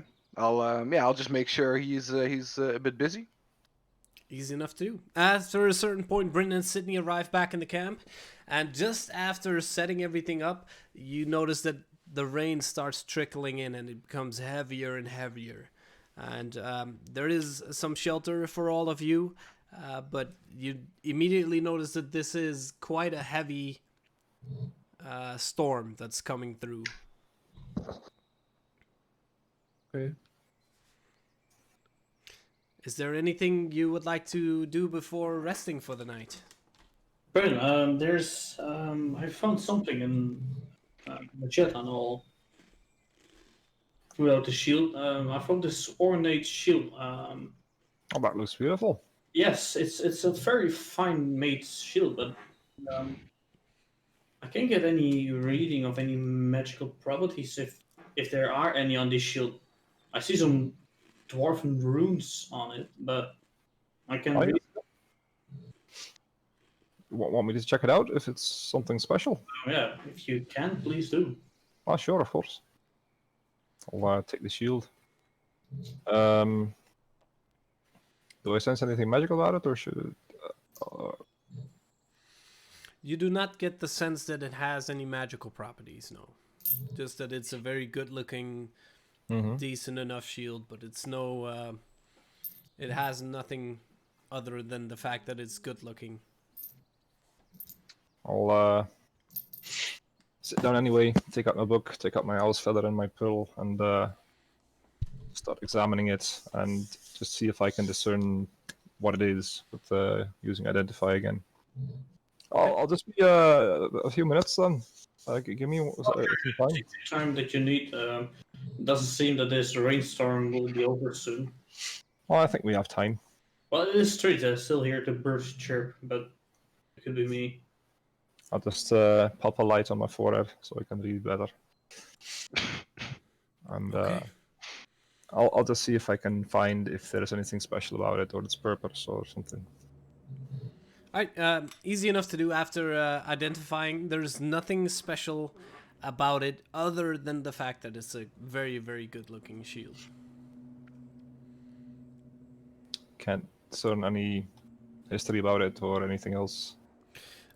You would say that this is specifically created for the guards that protected the keep, but it seems like most of them have either been destroyed when the keep fell, and this may be one of the only remaining pieces. The hell is that? What the fuck? Something that moves. It's a nighttime forest, so you know it could be anything. Mad. But no, it could be like one of a kind in its in its current state. But that's about all you gather. Okay. It seems a pretty special shield out here, but I don't think it's like you said, it's probably not magical or anything, but it is really. It might be quite unique, so you might get something for it. I mean, you're more of a money man than I am, but I think it might be worth something. Yes, if it's indeed, so as you say, it's a unique kind of shield. It will definitely fetch a good price. Yes. Yeah, I mean, Jurassic Park in see what you here. can do with it. I'll hand him back the shield. Well, looking with a little smirk on his face, I think I know what I'm going to do with it. I'll Theodas tucks it away. Okay. You find your rest for the night. I assume you set up guards, but speed things up. These dinosaurs do not attack at night. Thank fuck. I'll just say you have a campfire up. This is better. Morning comes to all of you. You wake up. The baby orc is still with Tess. And it's still raining, unfortunately. The weather is still quite bad. But another day is upon you. What would all of you like to do? I guess we head out again. What, in the rain? Is it still raining? It is still raining, and judging by the limited sight that you have through in the middle of the trees here, it does not appear to be stopping anytime soon. Maybe not today. I'm not going to put this child through a rain. So I guess we're sticking around here then. It is an orc. They're quite resilient. It's still a baby, my guy. Still an orc, my lady. Well, I think we should just move on. Maybe we can ride past this rain cloud. I mean, Oh, I can. Well, let me check. Maybe if I can see something in the distance that shows it's clearing up. And I'll step under the makeshift hut and I'll try to get my way towards the road and see if I can see in the distance if it's clearing up. Yeah, it does not appear to be clearing up anytime soon. Seeing that, I'll just return back. Well, damn it! Oh, the rain. No, it doesn't seem to stop for at least all this day. well, I think we should still keep moving. I mean, who knows what's around these parts? I mean, one of those giants are still around, or maybe some orcs. Could be, could be. Seems pretty quiet so far though. Can I see into the forest? Is it It's raining as hard there as it is how we are now? Yeah, it's not like the actual storm has subsided a little bit. It's not as rough as it was last night or the beginning of last night, but it's definitely still raining. And as you look through the forest, there's places where the tree foliage is sort of stopping it a little bit, but not enough. And it's not raining as heavy as it was before, but it's still raining. Well, it's a good point you said there, but I found it a little bit too quiet. Like Didn't quiet. you hear the dinosaurs? Well, quiet is good, but too quiet is also well. Suspicious. Yeah, I found that more often the woods not being quiet. Well, still though, do you want to brave the rain then? I think we should. I mean, Well, we can at least try to see how far we can come. well, it's just a little bit of rain. It won't hurt us that much. We aren't made of sugar. We aren't. Or at least that's what I last checked. All right. Well, if you guys want, I mean, maybe you can attach this this thing we have to the cart and then at least keep the baby dry. You would reckon, Bryn, since you were the one who created this, you would reckon that if you get a few extra sticks together, you might be able to fashion it to the card so that it has a little bit of, protection from the elements. I'll see if I can make that work if you guys want to. Sure. Sounds cool. All right. I'll Nothing. go into the rain, see if I can do what I can. Give me another nature check. I'll try to help Bryn with that going on this expedition. Should we roll again? Won't be necessary. that's yeah. I mean, you could, but If you I'd want. say go ahead, roll whatever. Could still be a pilot on the. Oh, that's- It takes you not even 10 minutes to get it all sorted. You find the perfect branch not far away, and you see another few twigs that you need to set up in the center of the cart. And it takes. It's noticeably fast. Like before Tess has the baby prepared for the journey, Bryn has already got the cart set up. Okay. So Right. you start. Well, Yeah.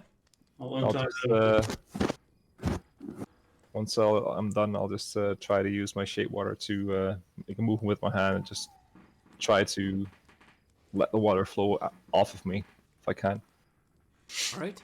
The people in the front, so Theodos and Well, I think I'll go in front. Yeah, I'll go in the back where it's dry.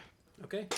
With And I'll a put my hood up over my head. All right. How about you, Theodos? I'll also hooded. Hooded. Okay. A little bit of protection against the rain. Like I said, it's not too windy, but there is quite a bit of rain still, and you travel along the road in itself. You travel for about 5 hours, so it's becoming like midday about now. And there's a little bit of an opening from the forest in itself as you go on. You notice that on the left-hand side, a little ways up, there's a little bit of a corner where the side of the road is slightly higher than before. So a little bit of a hill on the left-hand side, and on the right-hand side, there's what appears to be an old broken down fence and some trees here and there. I'll just try to follow the same road we came from. Yep, certainly. This is something you passed on the way here as well. Like I said, it's pretty much cobblestones. It's not necessarily the best roads that you've seen.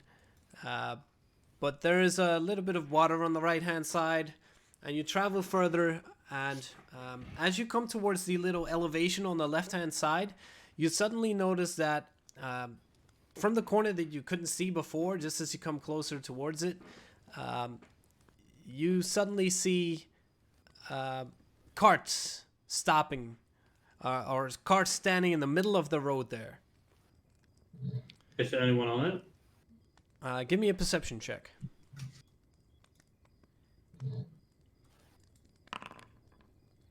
23. 23, okay. Give me a moment. You did not expect this one. Nah, no.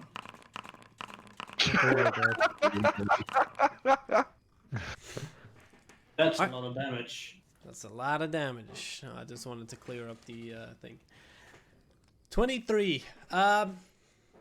Okay, you notice there's nobody around the carts. You're still going at that point, and you're coming closer towards them. And then suddenly you do see somebody at the carts.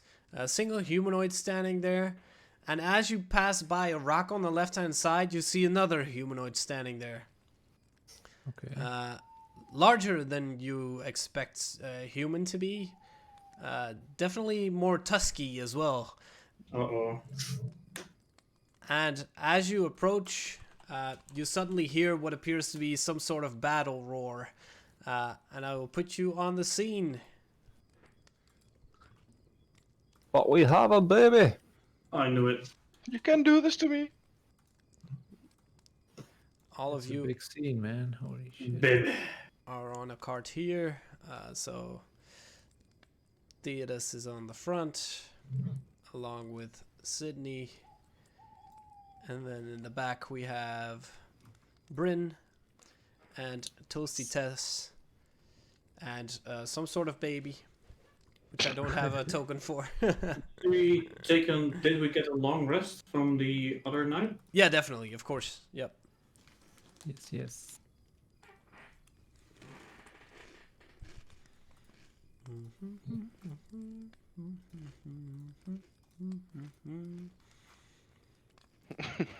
You're all gonna die. You're fucked. He was aiming for this one. Just So Like a familiar card. Oh, Bryn is already hitting.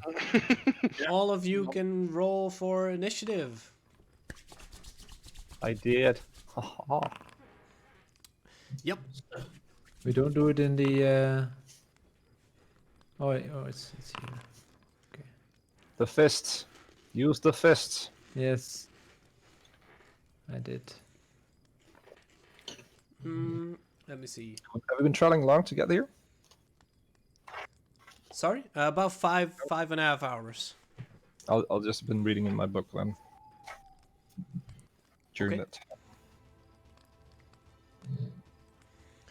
Let me find the other one. Close it down. All right. So you, Theodus, sitting on the front, you hear, you see this situation in front of you. Let's imagine that there's a cart there as well, and oh, I need to clear it up for the people watching. Let me just clean up the second screen, if I'm able to do that. Yay. Yes, you can. We got the power. Power!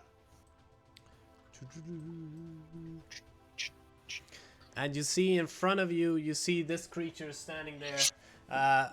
You have fought this sort of creature before. It is an orc. And the battle roar actually comes from behind you, somewhere left behind you. You're sitting on the cart, all of you still. And the first one to actually be able to do something would be Sydney. I'll do a quick scan around. Do I see anyone close? Anyone close? With your passive perception, no. The only one you see close at this point is this guy here. Okay. I'll guess I'll hop off the cart. I guess. Okay, you should be able to move yourself. And I will, and I'll just stand here and look around and Okay, I'll take give me a perception check as you look around. If that's all you do. and I'll take a dodge action just in case anything happens. Yes, let me get the Okay. perception. 21. 21. All right. I would say that at that point you notice that, of course, behind you, you notice that something is coming from this direction, and you see a creature moving behind here, but you're not quite sure where it is. Okay. Bringing us to the next in line. Oh wait, let me turn the volume down here. Which is Theodus. Yeah, I'll try to inform the others.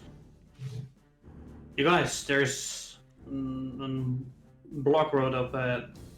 I see an orc and maybe our other orcs. Just be ready to fight. And I'll make my way off the cart. Okay. I'll keep an eye out and ready an attack if I see something else pop up. All right. Are you readying a spell or No, a ranged attack. ranged attack? Okay. Very well. That brings us to the next in line, who is now suddenly appearing from behind a rock here. At that point, you are free to make your attack if you'd like. I'll do that. And I'll shoot. 22 to hit. That will hit. For 16 damage. Oh wow, that's a nice roll. That's an immediate. So as soon as he turns the corner, you see him hold a javelin in his arm, and he just gets ready to throw it. And as he's almost at the end point for throwing it, and you immediately shoot him with a longbow, and he just falls back like 5, maybe close to 10 feet, and he gets taken out instantly. Nice. So he is very much dead. Very good roll, nice one. Yeah, I'm pretty surprised myself. Well, you sure as fuck surprised him. Yeah. Yeah. At that point, though, you see another orc come from behind. Here, is he visible? No, he is now. From behind what appears to be a large trunk of a tree. And this one is also holding a javelin. And as he sees it happen, you shoot the longbow and you just see him in your left-hand corner. You throw a javelin towards you as well. That is going to be Against who? You, Theodus. 24 to hit. Light.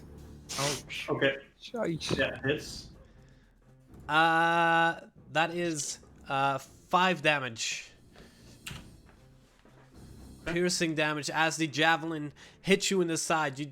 It doesn't necessarily hang, but it definitely shoots you and grazes you a little bit.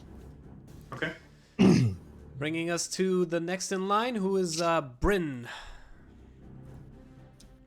Actually, as it does that, for a bonus action, it jumps over here and runs towards you. He's basically standing on the side of the cart now. That brings us to Bryn. Suppose with the L and seeing this happen, I'll move here. While I do that, I'll pick up my my staff this time. I use my bonus action to start my blade song, and I'll move with more grace, and I'll try to hit it with my staff. All right, go ahead. Advantage? Then? Yes. Can I do that? Yes. Will it take that? No, it doesn't work like that. Not sure if you saw the roll, but I do not. okay. I'll just do it again. That's a 22. That'll hit. That'll be 9 damage then. 9 damage. All right. Nice. Alright, so you see the orc run up towards Theodus, and you quickly move behind him, use your blade song, and strike at him with your quick staff. It's hit from behind, and it definitely seems hurt because of it. It now brandishes a great axe and turns towards you. That brings us... is there anything else you would like to do in your turn? That's my turn. Alright, Toasty test the terrific. I'll shoot a firebolt at the orc standing in front of Bryn and Theodus. Okay. 15 to hit 15. Oh, that will hit. for 5 fire damage. 5 fire damage. Oh, okay. At that point, you shoot the fireball towards him, and it firebolt, sorry, and it strikes it in the side just as it turns towards Bryn. And at that point, you can see it sort of just bend over towards one knee. The entire left-hand side is scuffed because of the flames.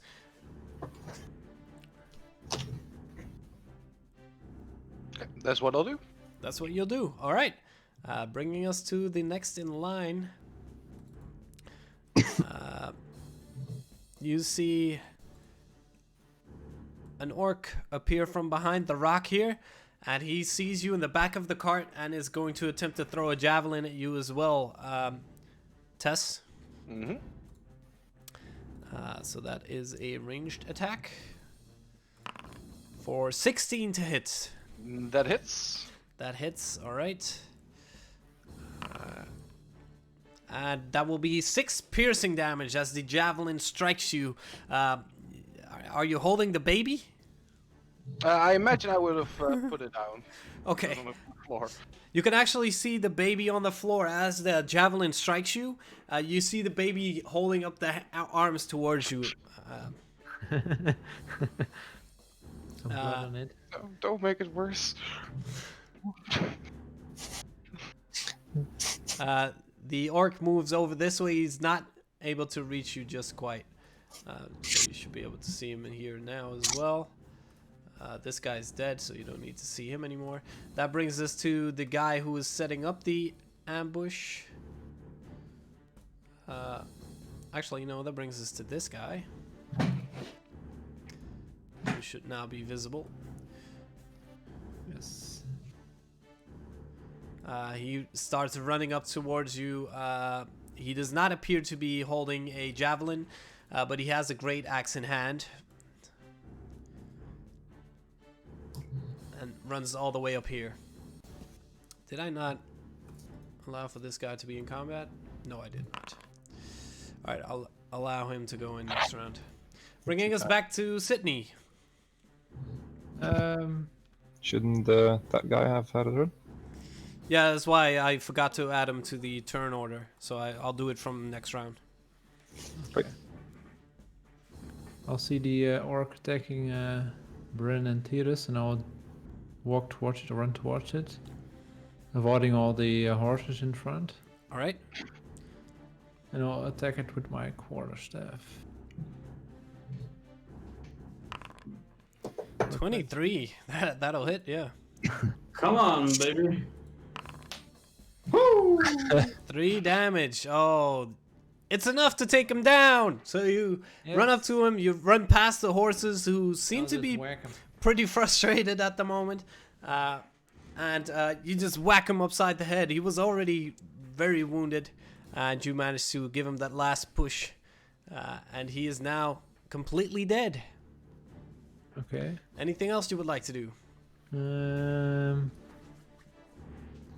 I still have about 15 feet of movement left. I'd say as you had to move around the horses as well, I'd say about 5 to 10 feet. And then I'll just move towards here. Okay. And that's all I do. Very well. Bringing us to the next in line, Theodus. Can I hit this one? Now, do I see this one or not? I'd say all of the orcs who are in this fight are actually running and screaming as they run towards you. So you've noticed all of them by now. Okay, I will try to attack this one with my longbow. Okay, go ahead. So you turn over towards your right, aim at him with your longbow. 22 will definitely hit. For 11 damage. piercing damage. Okay. Hey, that's actually pretty good. All right, you shoot him with the longbow, and you basically hit him just below the chest. But he just keeps running over towards you. He's definitely wounded because of it. See, I'll use my. How was it sneak attack damage, by the way? Oh, wait, how was that indeed? I don't know. I don't think it's supposed to be sneak damage. Is that correct? I don't know. I just clicked on the roll dice on the D&D Beyond. Am I missing something? Maybe I am. I don't think it should be. All right, so Not engaged. 8 damage is still good. The first one was also sneak attack. So this guy has plus Oh. 3. Not sure how it works. I don't believe you should have sneak attack damage there, so see if you can fix it. Yeah, I don't know. I just rolled the dice from D&D Beyond. Okay. Don't add anything. You can just click the roll damage thingy on. Yeah, see what it does then. Yeah, I will do that. This brings us to... Well, this orc is now dead as well. Brings us to Bryn. Is there an orc before me? There was. Oh, they died. Yes. I'll. Can I make my way over to this one? How much? Yes, I would say... yeah, I would say... Yeah, you would be able to. Because that's 10, 20, 10, 20, 25 feet? Yeah. Okay. I'll run over there and say, I'll just whack it with my stick, actually. All right. That's good enough for me. Sure.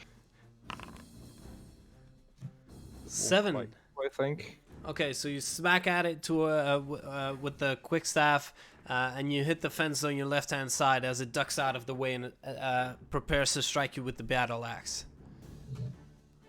And I'll see if I can just dart around it a little bit to move between the other orc coming and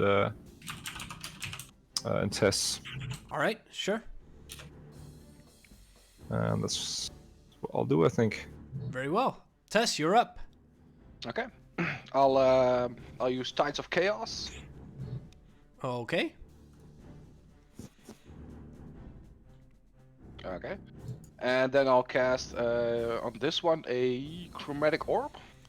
1 second. I'll cast Tides of Chaos for you, because If you do that, then you should be able to...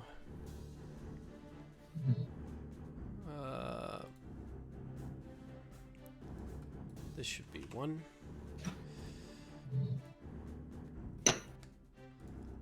Because then it will automatically pick up the magic table. If it works.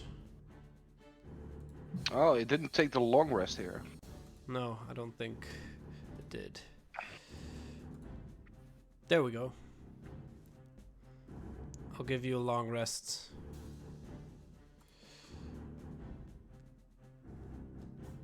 Except for the 6 hit points. You'll have to take those off again. Alright, so you have the Tides of Chaos. Yeah, and then I'll do a chromatic orb. Alright. Alright, so A the weave remains calm as the level 1 spell is cast. For a 19 to hit. 19 will definitely hit. Nice. And we'll make it... Which one are you attacking? The one next to Bryn? One next to Bryn, yeah. Okay. Oh, what the fuck? Oh, yeah. Nice. 18 fire damage.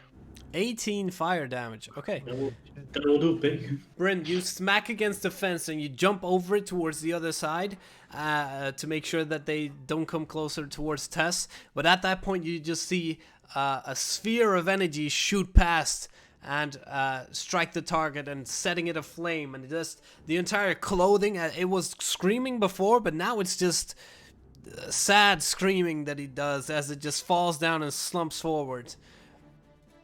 In my blade song, I'll just go. Onwards triumphantly. Anything you would like to do, Tess? That'll be it. All right. So that was the orc that was there. This guy is going to attempt to throw a javelin towards you, Theodos. Why am I looking at your character sheet? I need to look at its character sheet. So ranged attack. It's going to be a 12 to hit. Misses. Misses. All right, so you just see a javelin, and it lands actually in between the horses, and just sort of upright in front of you, as it smashes into the dicky box.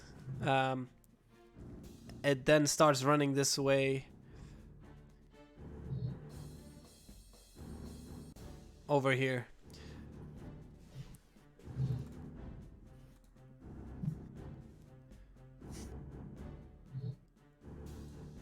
And it will be aggressive and jump over and get here next to the horses. Actually, that brings us to the next in line, who is this orc, who is going to run up towards Bryn and is going to attempt to strike at you with the battle axe. Great axe. That's going to be an 8 to hit. I don't think that hits, as the great axe just and you sidestep it while blade dancing. That brings us back to the top of the bar, Sydney. I will head towards where Bren is. And I'll try to get there. Okay, And I'll try to whack the orc in front of me. go ahead. Or the staff. 17 will hit. You guys do not like missing today. Nope. Use double We've had both hands. we had a fair share of missing. 9 damage. Okay. That's all ogre now. And I'll use my bonus action to hit it again with an unarmed strike. All right, go ahead. Nice. 16 to hit 16 will hit. for 3 bludgeoning damage.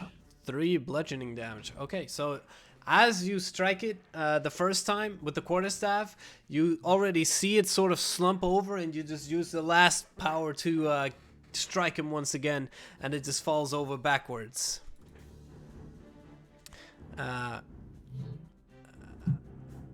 What happens then is fairly weird for a second. This guy is completely dead and it falls over, slumps down.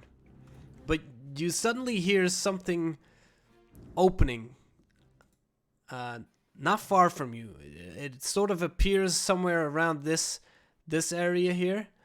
It's like a puff of smoke suddenly appears and opens up. Darkness in the center of it. You see this happen, and suddenly something comes out of it. You see floating in the air, as if the very act of walking itself was beneath him, glides Carolel the Vile, Lord of the Black Keep. He wears black robes and his pale fur covers a gaunt frame. Behind him strides this terrible bloodhound, an immense wolf-like creature with fur matted with blood and a skull in place of its face. It glides over towards all of you, and you see behind him still that the opening, the dark, almost as if there's a puff of smoke with a portal in the center of it. He glides over the field towards you, and as he does, you actually see this orc here turn around and scream. He screams, "Not the tower! Not the tower!" And he starts running off. Not the tower.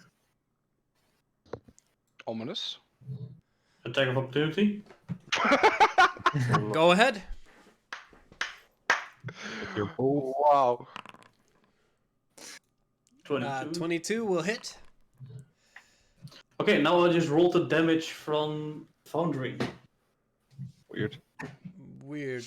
We may need to look into taking your, importing your features again. We'll go with 8. Sorry. Yeah. So 15... No, 8, sorry. Okay. It's still running, but you managed to strike it with the longbow as it runs off from you. However, the creature starts coming towards you, and he moves towards... let me think, who was it? Bryn. Mm-hmm. And he comes over this way, and he basically stops in the center of these two orcs, and he holds his hand up towards you, and he says, in a darker, deep voice, he says, "We have not met, but it will be a pleasure doing business with you." And he holds up his arm, and it's almost as if you can't control yourself at this point. Your arm just instinctively starts moving up towards him, and you try to hold it back. You don't know what's doing this, but he just holds his hand up in front of you, and you just can't stop yourself from doing the same beneath his hand. And he just drops 4 red coins in your hand. At that point, the dog, the hellhound, the wolf-like creature behind him, just starts pacing behind him and moving left to right. And the creature, he's gliding in the air in front of you, just simply turns around, and you see appearing from the dark hole, the smoke around it, you see goblins come out. 2, 4, 5, 6, and per 3 they carry a cart along with them. And as they move the cart towards all of you, the creature, Calarel, starts moving away, gliding away back towards the hole. The goblins immediately run towards the bodies on the ground there, and you see them start picking up the bodies as you stand around this particular scene happening. They just start picking up the bodies, putting them on top of their carts that they're carrying, and they start moving them away from you again towards the hole. Oompa Loompas. Can I find my voice, or am I? You're able to speak, and as the coins hit your hand is immediately back in your control, so you instinctively pull it back again. At that point, he just turns around and starts gliding, like I said, as if the act of walking itself were beneath him. Who are you? No response as he starts moving further away. He just turns over and says, "I will meet you again. This is for your trouble." Oh, okay. Let's look stunned. And he just glides back into the darkness. As this happens, you still see the goblins sort of just pull on the bodies, put them on the carts, and they just pick up all the dead guys. And in the distance, you can just see the orc running off and screaming, "Not the tower! Not the tower!" Do we recognize that as a different language, or is he actually saying "not the tower"? He's screaming that in common. Am I able to move again? You're able to move again, yep. Can I try just instinctively, like, grabbing the bow, taking a shot at the orc that's running? Sure, go ahead. As it's running away, you can take one instinctive last shot at him. I'll say that he's about here where you can still reach him. 23 will hit. These rolls, man. Well, 9 damage. that will do it. You needed 7, but 9 is definitely enough, and it slumps over forwards. And as you do, immediately another opening appears next to you. Once again, smoke, and then in the center a hole. And then once again, the creature comes gliding out towards you, and you just feel your hand move up towards him, and he just once again puts one single piece of red, blood red gold in your hand. And he says, I have one question. at this point, he's still just looking at Bryn, and he just says, "You are as good as your word. A pleasure doing business with you again, my friend." Bryn, you know him? Is this My a friend word? of yours? Have we spoken before? And he just turns around and goes back into the. He just glides away. I'll just. How can we laugh. spend Not to be crass, but I killed 10 before. No response. You do see from the other hole. Once again, 3 goblins come running out and they start collecting the body over there. So that makes sense why the whole battlefield has been, well, taken care of and nothing is being left behind. I guess that does explain what happened, and to be honest, I was just trying to shoot the orc to see if I could get him to come back, but I But, didn't expect that would work, actually. but you got one of those red coins, right? Which we found earlier. We found them earlier. At the keep, yeah. I think this is... This sounds like what I heard. I didn't quite expect it to be this kind of a... Was a specter, you said? No, it's not a specter. Judging from what you see, it just he wears black robes and he has a pale fur that covers a gaunt frame, and he seems to have no hair or anything, but it seems to be just a human. Pale fur, but no hair? No, the fur is clothing that fur cloak, okay. Yeah. So it's a pale, a little bit ethereal, deathly that you see. Yeah.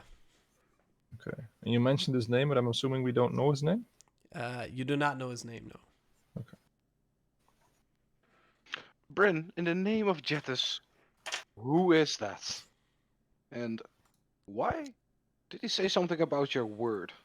Fuck if I know this. I'm not quite sure what is happening there.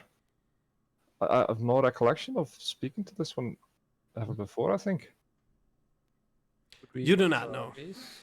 He seems to know me, I think. While that's going on, I'll try to check the cart that's in the middle of the road, see if there are any survivors in it. Okay, feel free to check the card. You would reckon, Bryn, basically, the way he said that, it seems as if he meant it from his own standpoint, saying, "You're as good as your word."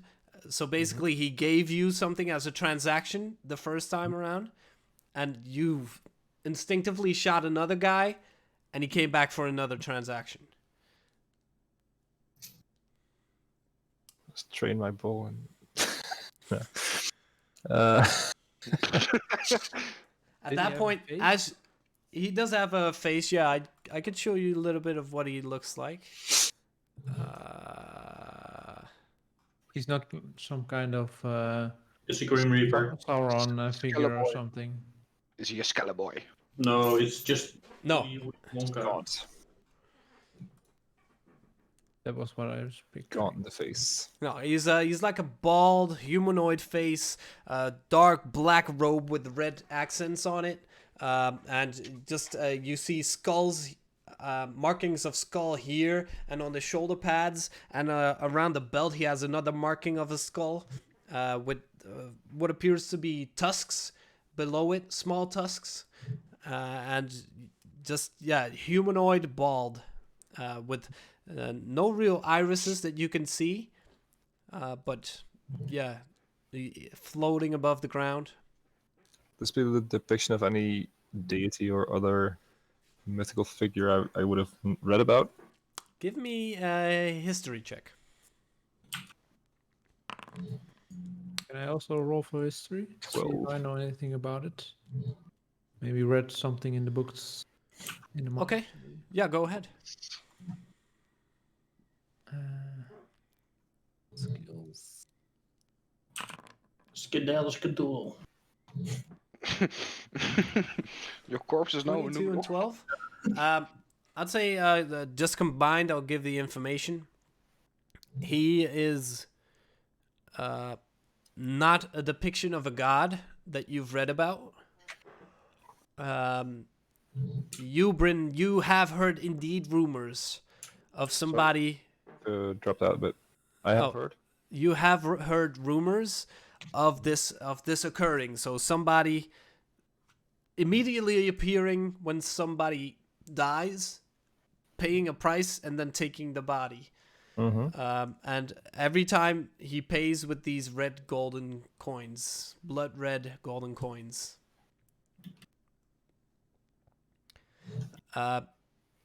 You, Sydney, you have once heard about a town further in the north where whatever happens, people are not allowed to bring weapons in, and nobody is allowed to kill anybody. Like, of course, it's always a rule to not kill anybody, but right here, it's so strict that weapons are not allowed in town. There's no fights, anything. It's just focused solely on not, causing anything that could make, this person appear. Okay. Like they are scared for him. Okay.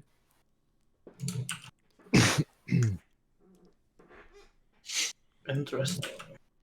This has all been a very, very weird day. A couple of days, actually. Yes, I'm not quite sure what or who that was. Nor I. Your form is improving, by the way, Sydney. You're doing quite well. Thank you. You're not quite that bad as well, Bren. You're improving as well. Oh, much obliged. Thanks. Your movements seem smoother than before. I think I've kind of found how to use this now effectively, and I'll tap my armor. I see. Should we help Telis there? He seems to be looking around for something. What are you gonna do with those coins? I'm not sure. Open a trust fund. I think I'll ask around, see if anyone knows anything about this. And, I'll keep them safe for now. I'll tap a pocket on my belt. I think I need to keep them together. Got 6 now so far, I think, so... Okay. In the meantime, Theodos, you checked around the carts. There do not appear to be any bodies. Most of the things that you see in there are either the little chests. They have some cloths, some rugs, some simple foods, some grains. It seems like this was sort of a traveling caravan, but nothing. They were not carrying anything of worth. Okay. No. It seems like it was merely positioned here as a trap. Sorry, merely positions for what? It was merely positioned here to form a trap, sort of, Okay. like a little funnel, and then Okay, great. Did you find anything, Theodus? No, only some clothes, some simple foods, and that's about it. It's almost likely to be set up of an ambush. Should we just make our way around then? Yeah, or can we? No, we can't push this cart away, right? I mean, if you take some time to do it, you'd be able to, but you can also ride around. No, we'll ride around it. I'll yell out at Theodus while he is at the cart. Could you bring a cloak for the baby? Sure. I'll search quickly for a warmer cloth. Smart thinking, Tess. There's some warmer rugs and cloth that you can see in the center here, so it's easy enough to pick one of those up and take them along with you. Yeah, I'll do that. All right. With the baby now bundled up, a little bit warmer than before, you saw during the fight test that the baby was actively trying to move towards you every time something happened with you. So it seemed to want to stay close to you. It seems like it may be bonding in a way with you. Aww. Aw. Printing. Like a little duck. Little furnace duck. All right. It doesn't go quack, it goes whack. The rest of the journey for today is uneventful. And the same basically goes for the upcoming days traveling towards Wigton. Is there anything you would like to do during travel? I'd like to read my book, experiment with some spells. Okay. Have a sparring bout with Sydney at some of the stops, maybe. Yeah, of course, the same stops will need to be made. You'll need to rest for the night, but overall, nothing really occurs for the rest of this journey. So just keep things floating. I think it's easier if we come towards the city of Wigton.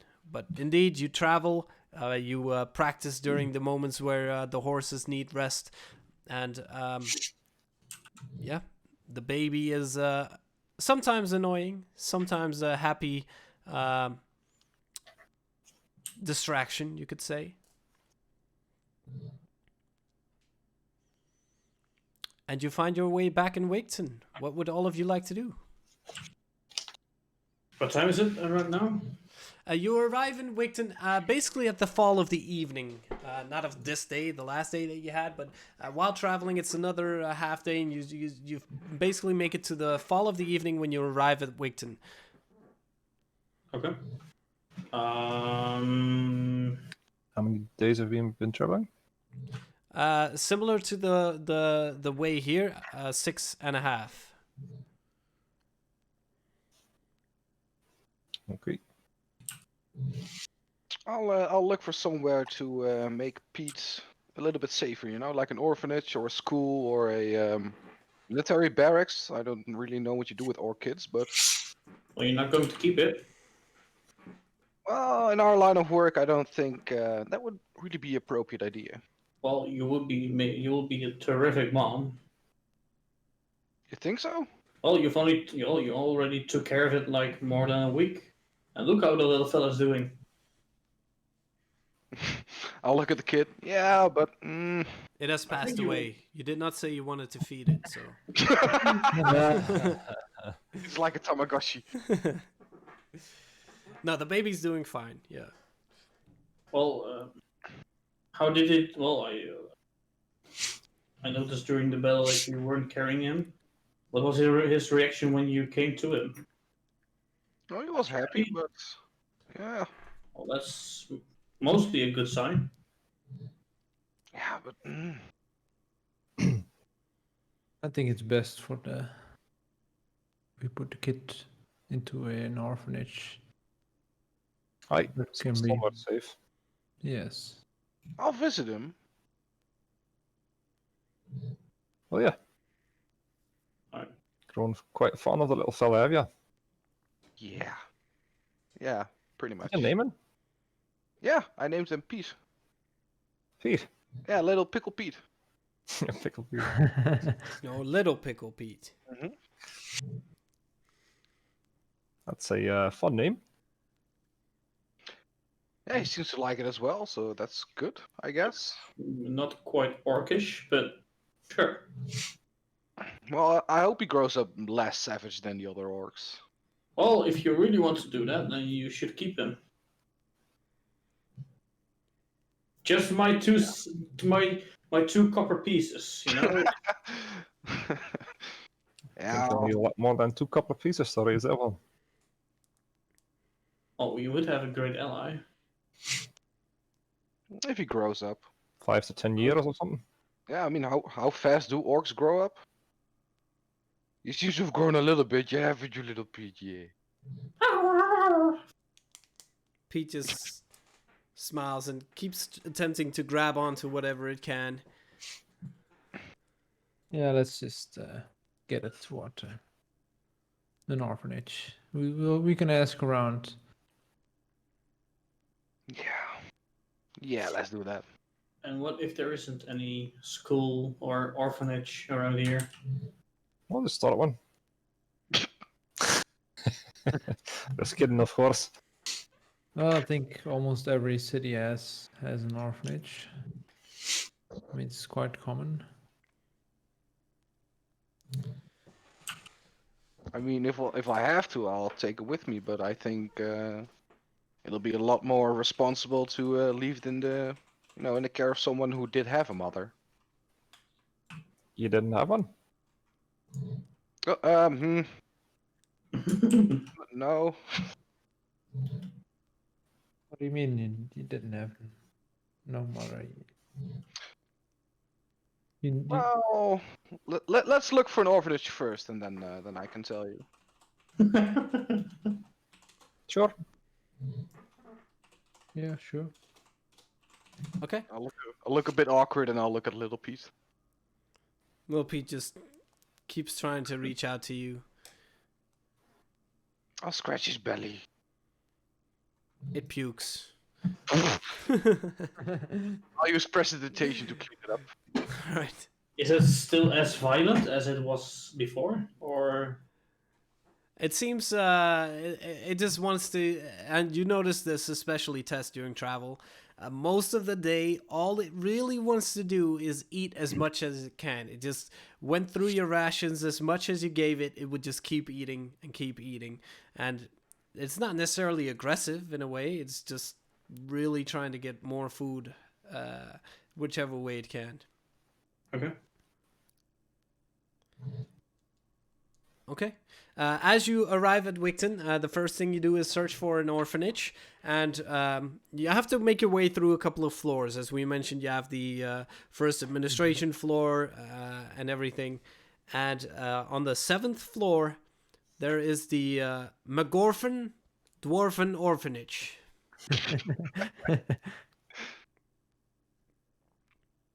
And as you look around, you are pointed in that direction. So you make your way to the McGorfin Dwarven Orphanage, and you are quickly accepted. And you see all sorts of little rugrats running around from different ages. None of them appear to be babies, from what you can see so far. But as you're welcomed in by a Dwarven Orphanage person, she beckons you in and says, "What do we have here?" This is little Pickle Pete. Little Pickle Pete. Yeah, Wait. we found him in some ruins. In the ruins? Now what would little Pickle Pete be doing in the ruins? I wouldn't know. No. I'll sheepishly look over to the rest. We don't know, do we? Well, 4 uniforms laying around, so could be that mommy and daddy has been killed, but Killed? yes. Oh, little Pickle Pete has no parents. No, little Pickle Pete has no parents. Oh, we're gonna take good care of you, buddy. As she just wiggles her finger and immediately it starts biting towards the finger again. It's Well, just, there you go. oh, what?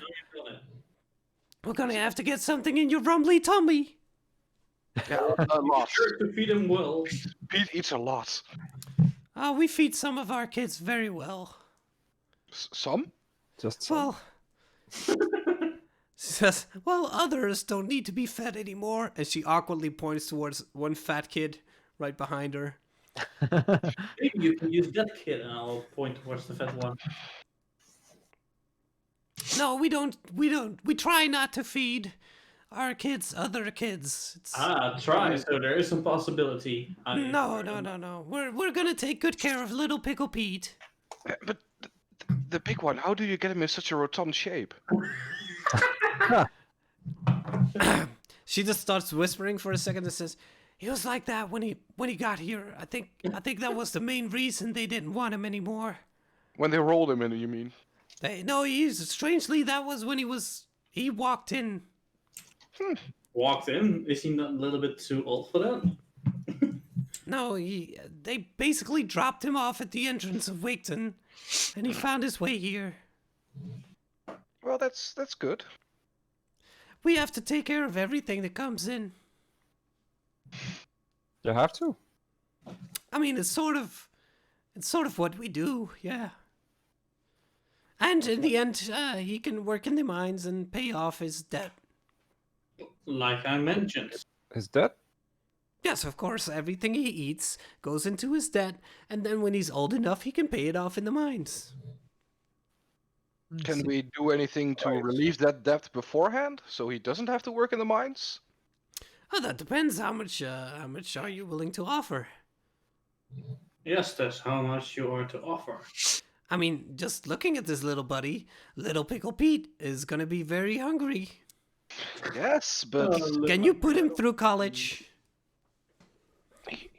I'll look at Pickle Pete. It doesn't really seem like it's scholarly type, to be honest. But he looks like a perfect working force. He sure is, and I'll turn around and I'll walk out of the orphanage. Like the responsible dad I am. Perhaps you should just pay off his debt later, Tess, or... Yeah, well, we'll talk about it later. What's your name, madam? My name is Ellie McGorfin, from the McGorfin Dwarfen Orphanage. Riley, we'll have that conversation later. Just make sure little Pete is fed and well, will you? Oh, we have a very good cook. Don't worry about that. And I'll just keep holding little Pete and keep looking at him. Yeah. We have plenty of kids that can play with him. He'll have a grand time. Yeah, he'll beat them all up, would you? Yeah, just whack them all around. She just smiles awkwardly. I'll take the baby now. What? Oh, yeah, and I'll awkwardly hand over little Pickle Pete. Ah, little Pickle Pete. I'm gonna name you Jeffrey. Yes!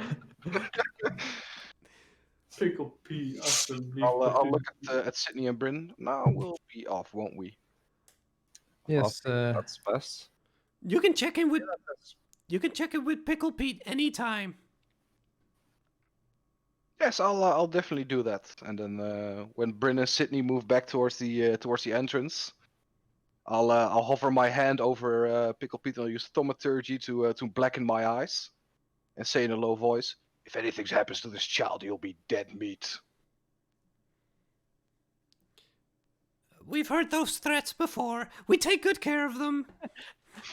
And as I turn around, I'll in a happy voice, I'll say, "Oh, it's a promise."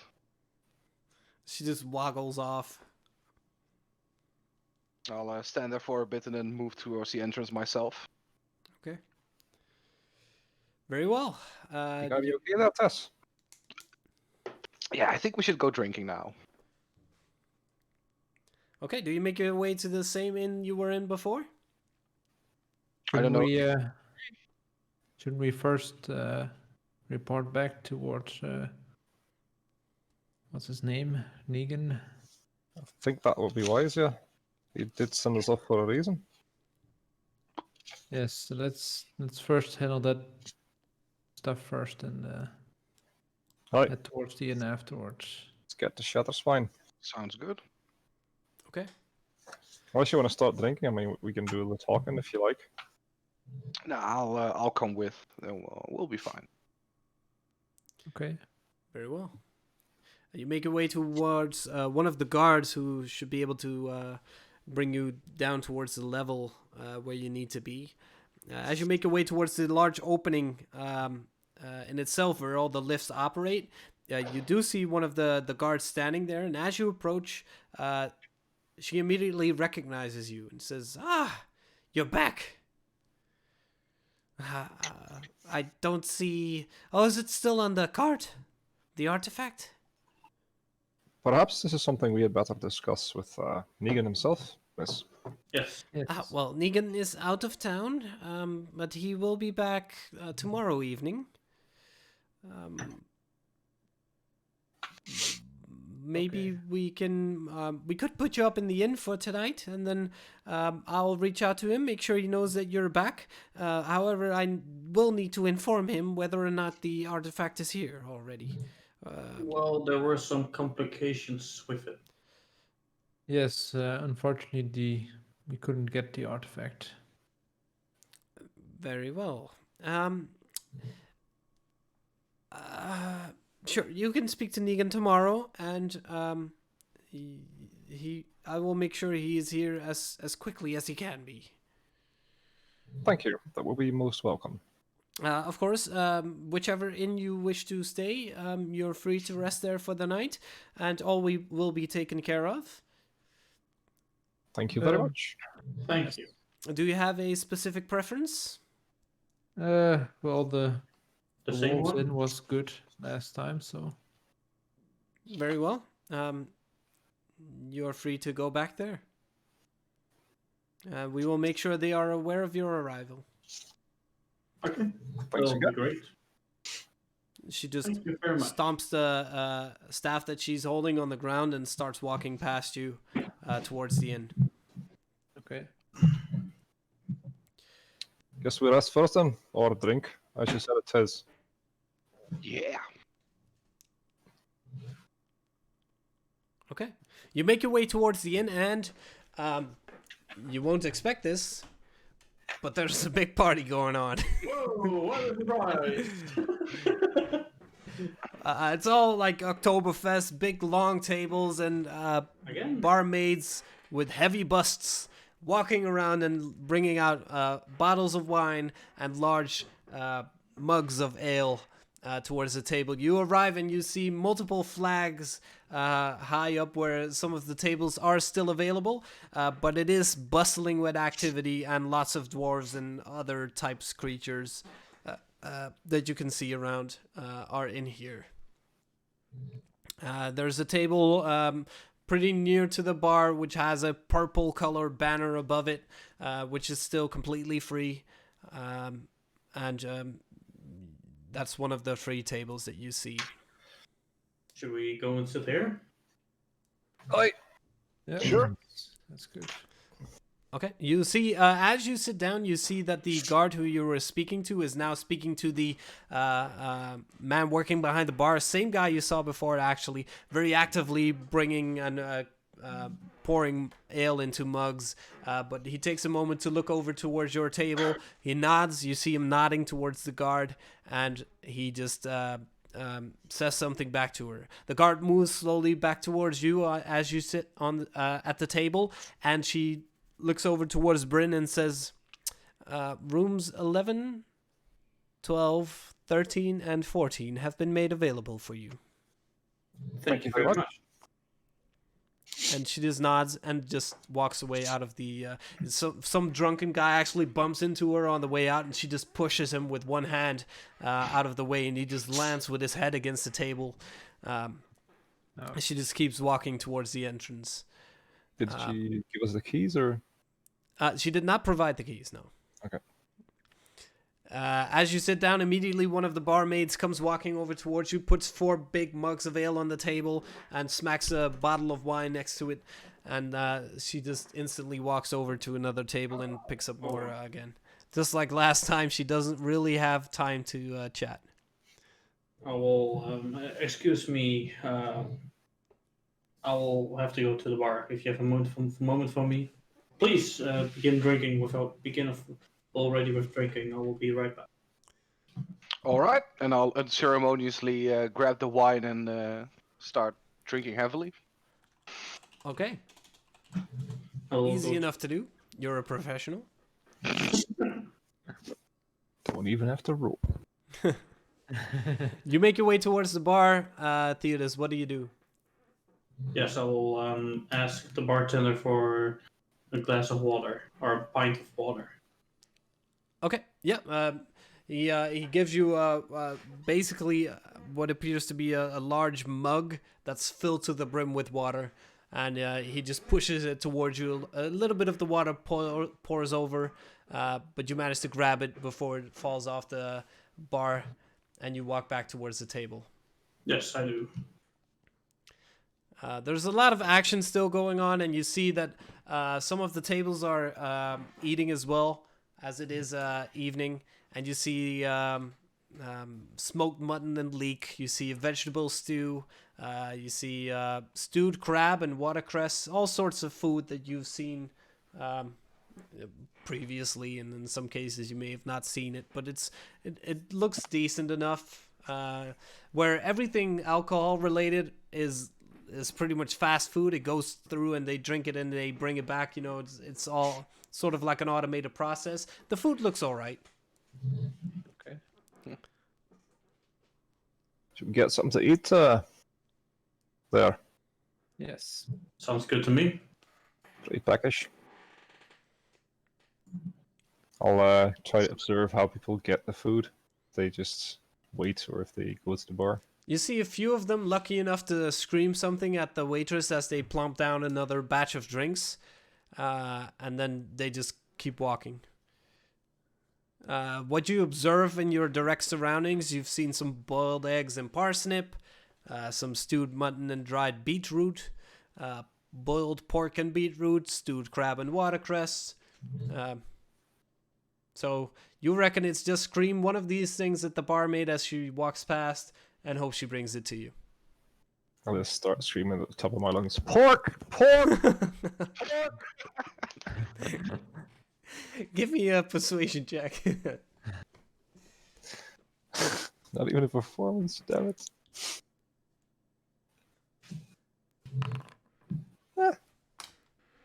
Could be worse. Could be better.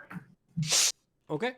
One of the maids that walk past you in the beginning just gives you a quick nod as she walks past and doesn't really acknowledge you in the beginning, but not long after, suspiciously quickly after actually, you immediately see that she comes back with a small plate with crispy pork cutlets and a fennel salad. I'll look at the others and go like, well, guess that's how you do it. I'll start eating. Good job. I'll take the fennel salad. I'll try to pick off a piece of pork. Yeah, as she comes back a few times over, she actually drops another plate with a pan-roasted brine pork chop, some more salad, basically all sorts of different meals, a pork roast, but everything appears to be pork. One for each time that Bryn called pork. I'll take the I am salad. glad about what happened. I'll take the salad and eat that.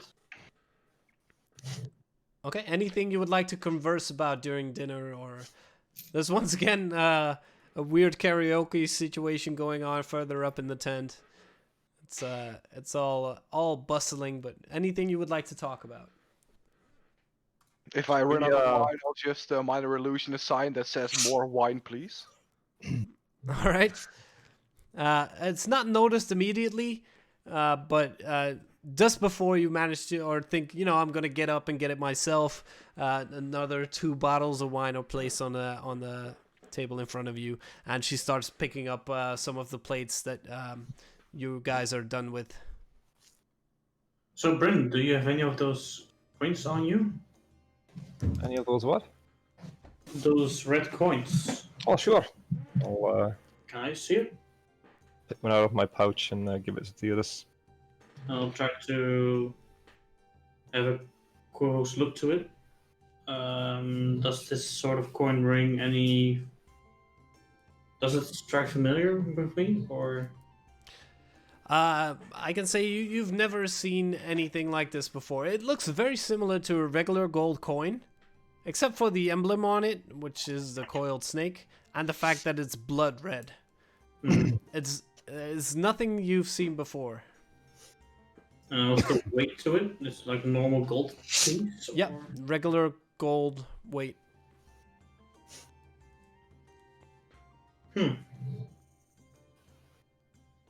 Strange. Alright, And I'll talk hand about over. strange. Should we get our stories straight for tomorrow? Well, I guess it's easy enough to tell. Coming towards the stronghold, had some little resistance of any orcs. I mean, it's easy enough to tell, but it is a bit of a weird tail wheel that we're spinning. Especially with these coins coming in. well, What if we don't mention the coins? we don't have to tell them.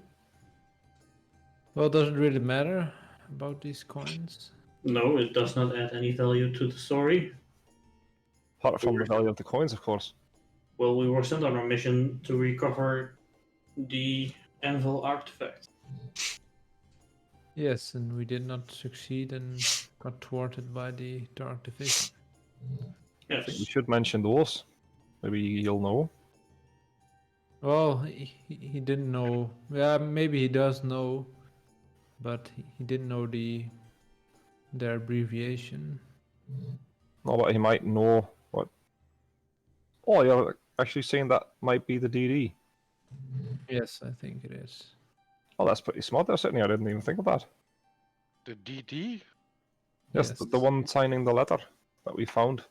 D&D. Not D and D, just D and D. Just double D. Yeah. So yes, maybe he knows some more about these. I'm Wouldn't not have to sure. ask, I think. They The might Dark be didn't either seem- mercenaries or criminals. The guard didn't seem too pleased with us not getting the anvil. Well, I guess I'm assuming we're getting the same treatment from our dwarven friend tomorrow, Negan. it's more of a disappointment because they thought we could retrieve it. Well, we didn't have much choice there, so No. We could just say it wasn't there.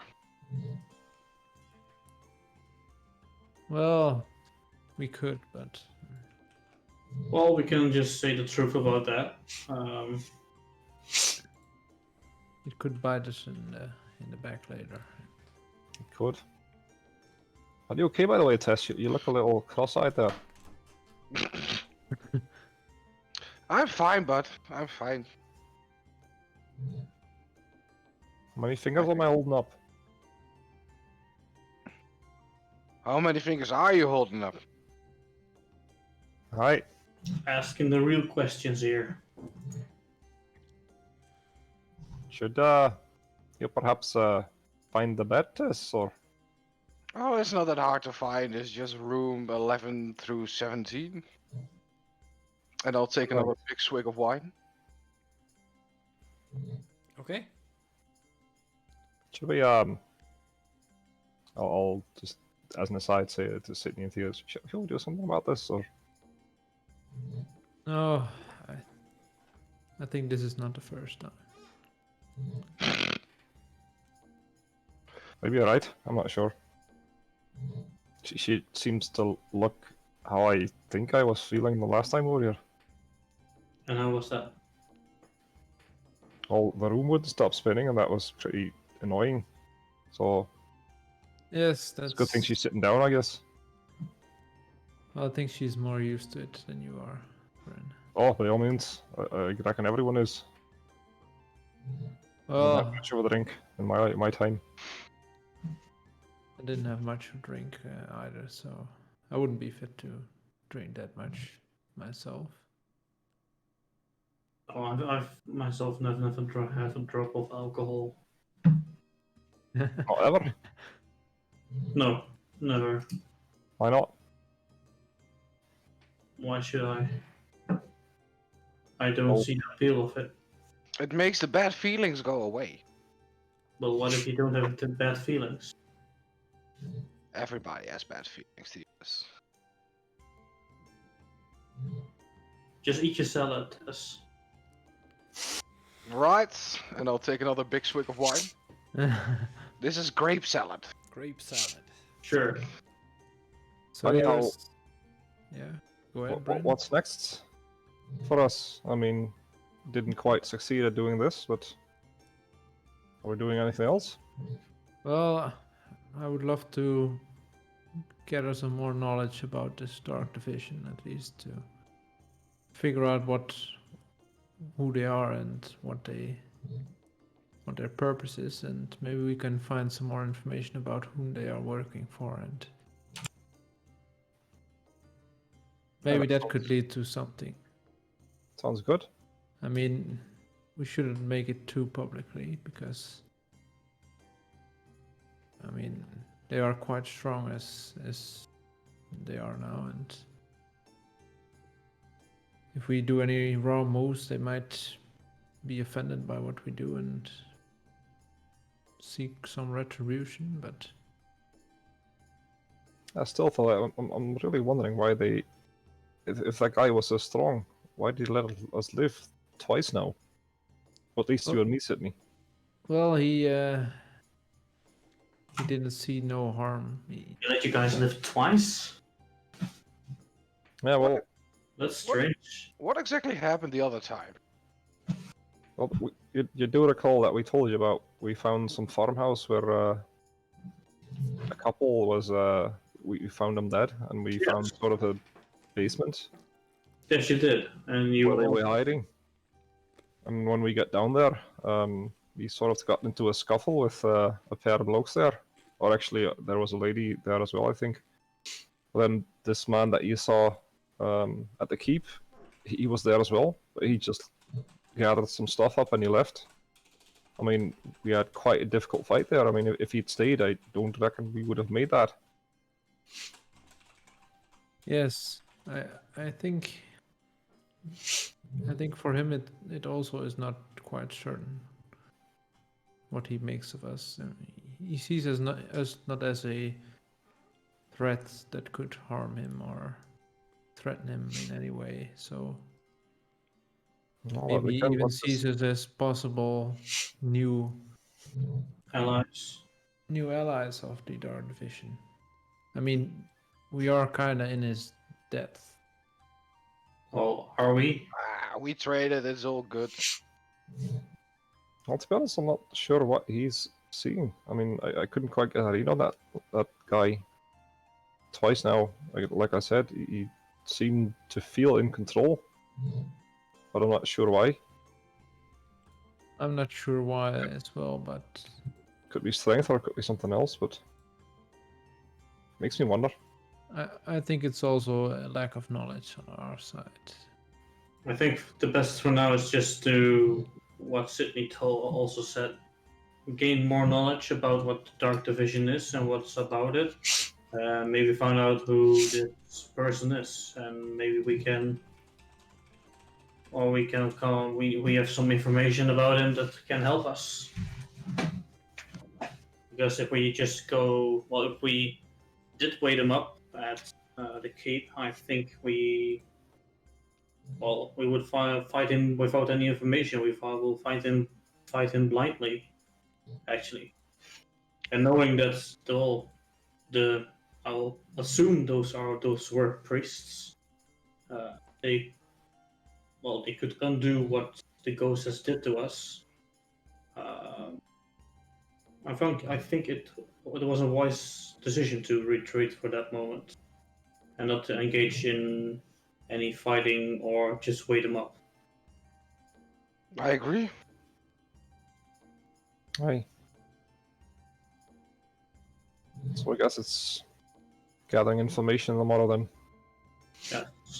Sydney, maybe our friend at the library knows something about them. Who knows? Oh, the library, I haven't even seen that yet. Can I join tomorrow? I'd love to see it. Sure. You know, but I guess for now, for tonight, I'll take my leave. Ah, I No. think it's time to turn in for me as well. Get some reading to do. Okay. Something. Same here. Tess, you coming?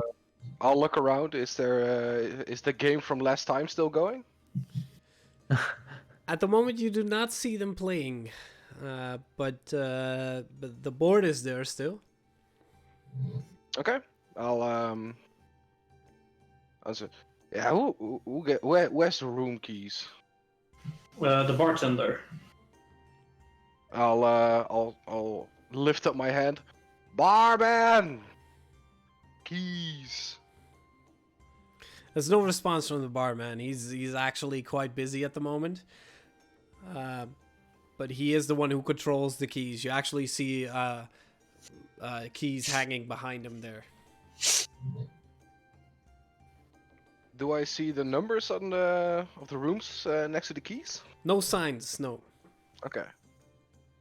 I'll look at the rest. Who gets the keys? I'll get them, no problem. Just sit still there for a second. I'll head over to the bar. Okay. Good day, sir. Might I get the keys, please? Sure. I'll 14. 11 to 14. Okay. Give me a moment. Yes, very well. And he starts handing you keys 11 to 14. Thank you. Thank you, sir. No, it's good. It's all good. You're welcome. Have a good night. Thank you. You as well. And yes.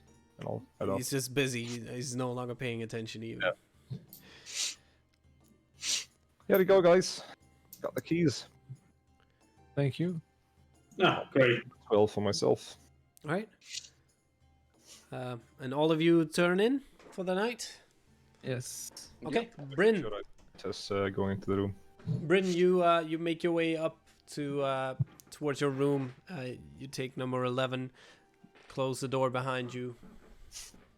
No problems at all. Same for Theodos. You get 13.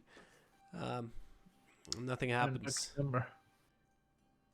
Sydney, you go towards your room. You take the lucky number, 12. Yes. And as you close the door behind you, you suddenly see a shadow. No, you see more than a shadow. You turn around to face it and you see a creature standing in front of you. A person wearing a dark robe with the red accents. Reaching about to her knees. Her left hand is wrapped in a white cloth, while her right is wrapped in purple and blue. Libra potissimum, she says softly. Could you repeat that? Yes, please do. Processing. Processing. Yeah, indeed. You notice the mask that she is wearing has two colors on it. Almost like it's sliced through the middle, but diagonally. The top part is red with elements of white, while the bottom half is white where the elements are red. And the elements that are visible on both sides appear to be eyes with irises of varying colors. Like a peacock kind of thing. Yeah. I'll say Libra in omnibus locis. You see the figure nod towards you, and you see her speak in common now, saying, Some of us believe that you are not ready yet. However, there were a few amongst the votary that saw potential. At this point, I have not seen it, but you are given the chance to prove yourself now. perhaps with more experience, there is potential in you yet. And with that, we'll end for tonight. Oh, Very That's cool. it.